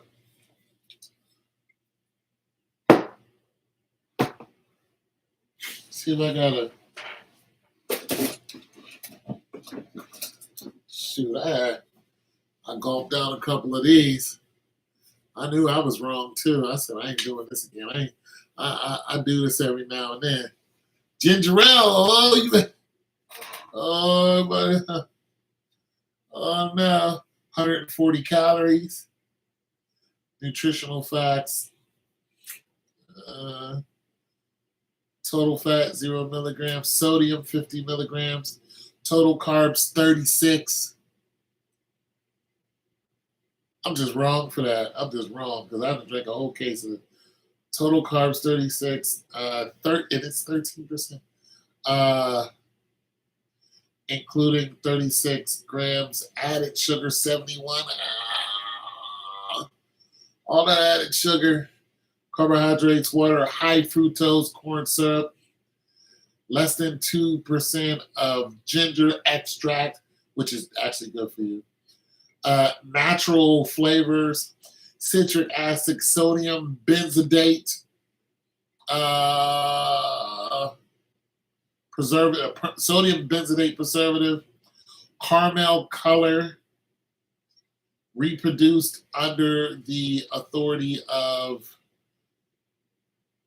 Oh well, okay. It's just talking about the company.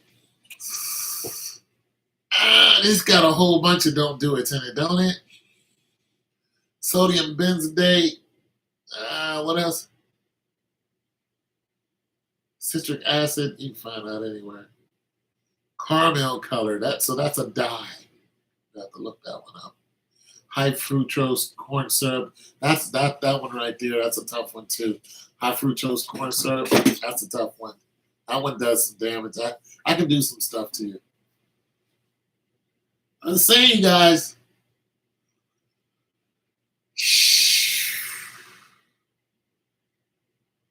I better start looking at them bottles.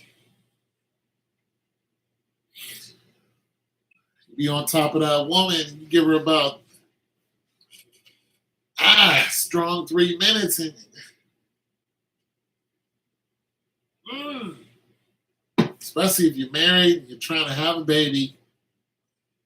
And, it's just, I'll have to sit up one day, like at the edge of the bed. She's looking at you like, it's okay, honey. No, it's not. No, it's not. I'm just trying to tell you guys, your performance is predicated upon what you eat, what you drink. Mm.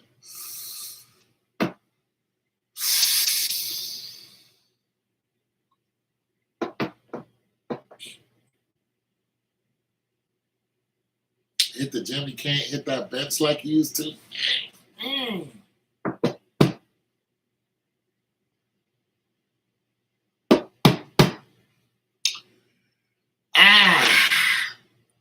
I used to do this 10 times. 205 got heavy. Like, 4, 5, give me a little spot.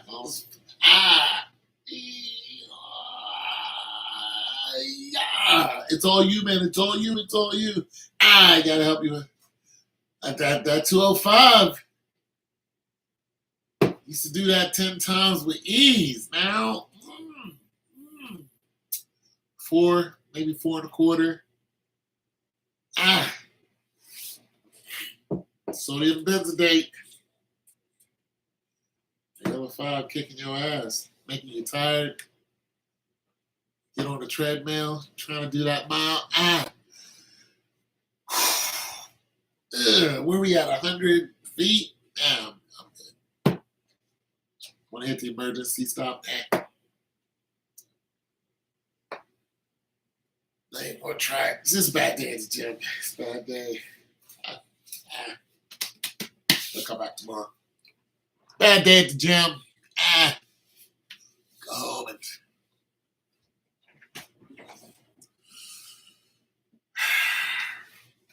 I don't know. Watch some Amazon Prime. I'll come back tomorrow. It'll be here. I'll get it tomorrow. No, you're sick. You're sick. You're not an Indian anymore. You're not out running in the wild, tracking down deer. I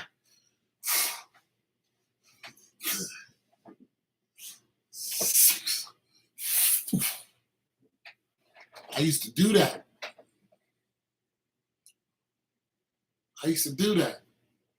Made my own bow and arrow. Went out there and hunt rabbits, pheasants, pigeons, squirrels. I used to actually do that. Me and my stepdad. We was hungry. We ain't had no money. Bought us a little corny bow and arrow, and then when that broke, we made one. We got right out there, and we started bringing food home. And my mom would be like, "What is this?" You'd be like, "Here you go, Mom." She skin it. That's what we ate. I kid you not, if I'm lying, I'm flying. I was out there, 10 years old. Knock. Here it comes.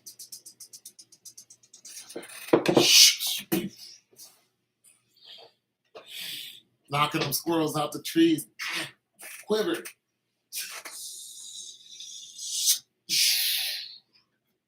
Chasing it down.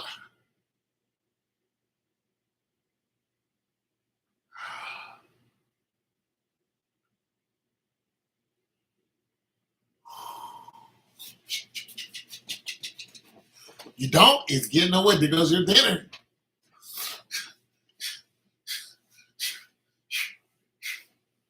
Watch that damn rabbit. What did I tell you?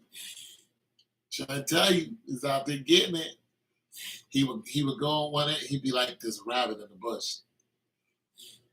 He's like, I'm gonna go around and chase it towards you. He'd go around. I'll be standing there, waiting for it to come. Here it comes, closing distance. Rabbit looked right at me, saw me, picked his head up, and went, bam! And I missed it. I was like, ah. It's fun though. Reaction time, eyesight, hearing, everything. It's good times.